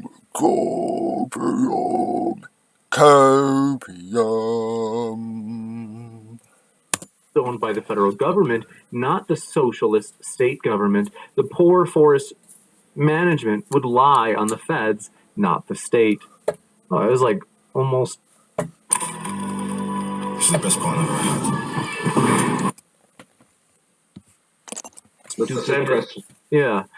Balthazar 228, thanks for your question, said, is Oliver familiar with Alden's number in the context of CO2 and climate change? No. Gotcha. Arthur Santoro, thank you for your question, says, Oliver, what are your thoughts on Alden's number? Okay, Go Wall says Listen, it's my paper. I haven't published it yet. Okay, it's in the works. so many Alden's numbers. It says Gowal says, does Oliver agree with Alden's theory of thermodynamics? And L just says, is Oliver familiar with Alden's number? No more Alden's number. Nico Samarino says, Oliver, have you heard of Alden's climate theory? And I don't know. I don't get it. It's like it's got to be that Vaush told. I'm sorry, but it's a little hard to believe that's a coincidence. Oh, come on, I can't even throw darts now. Come on. Greg Ramirez said, Vaush, where is the missing carbon going? What? I can't even throw darts. Let's see. Greg Murat said, Vaush, where is the missing carbon going? The missing carbon? I don't know which carbon is missing. Do we mean the CO2 in the atmosphere, or you mean if it being dispersed out of the atmosphere to space? I'm not entirely sure what they mean. Earth is mostly a closed system. Sorry. Earth is mostly a closed system. I mean, energy escapes Earth a lot easier than mass does, but even gases can escape our atmosphere and just kind of fly off into space given the right conditions. Is it more Alden shit? A little bit. Okay, next one comes from Appreciate Your Question. This one is from let's see. Wait, we might be caught up. Just in case this amuses anyone, I'm trying to hit the bullseye right now. I've done round the clock 14 times during this, and I'm trying to hit the bull again for the 15th time. I cannot fucking hit it with this fucking Alden's gat at whatever it is. What? I keep being put off by it and I can't hit the ball. See, it's hard to...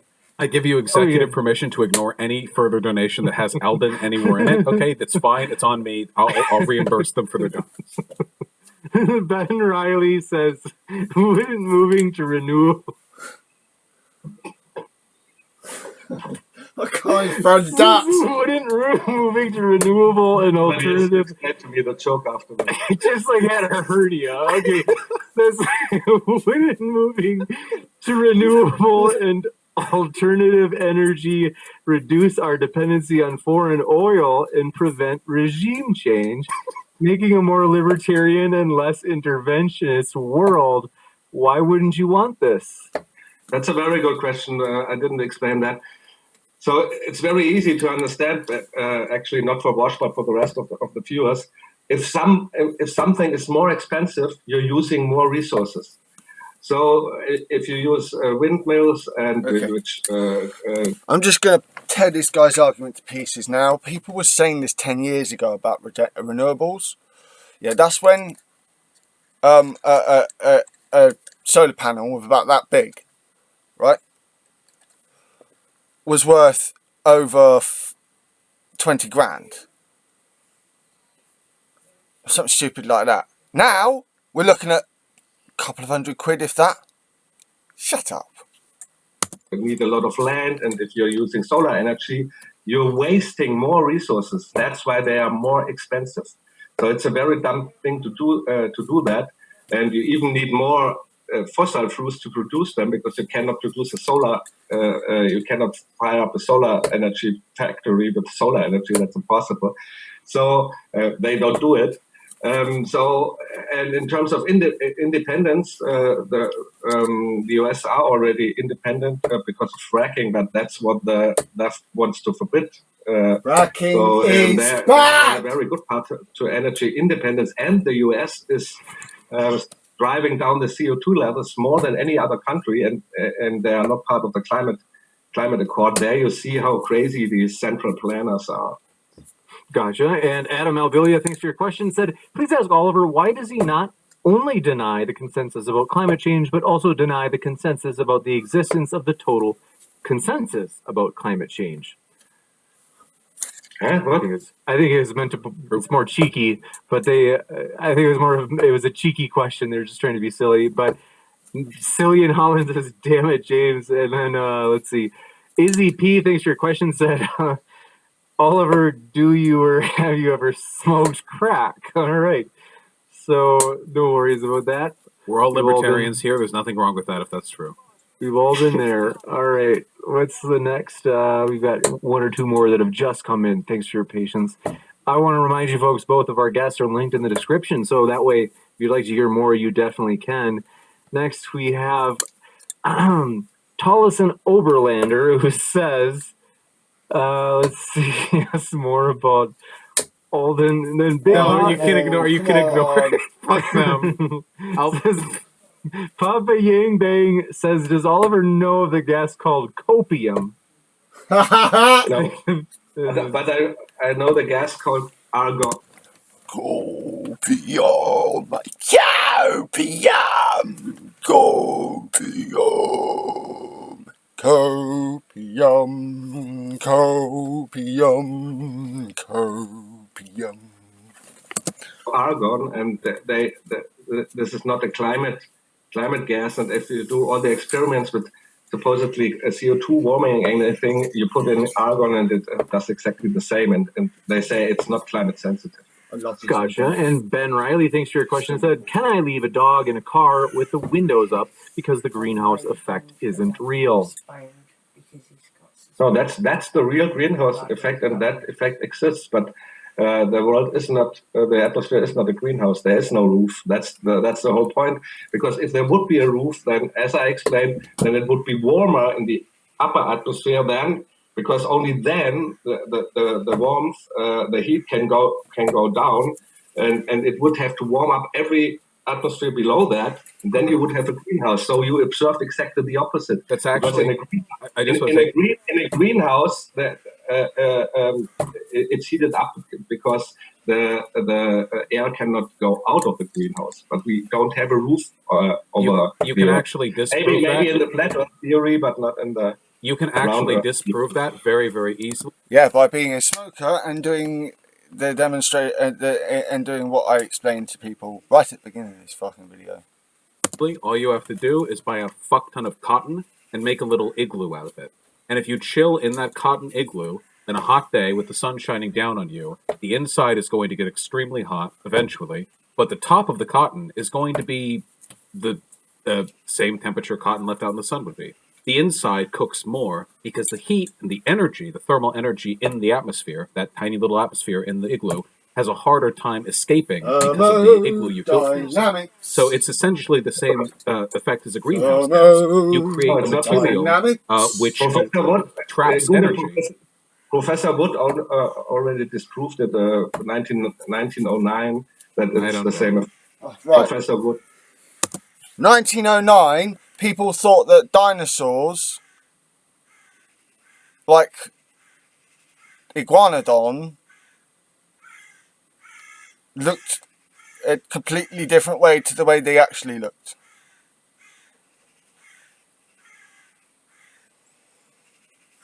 Back then, they thought heroin was good medicine.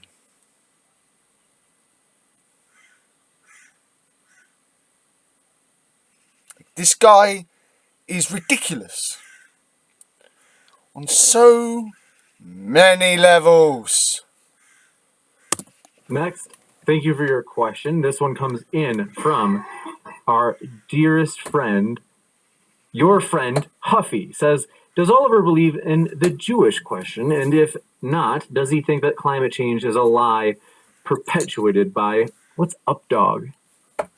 Very nice.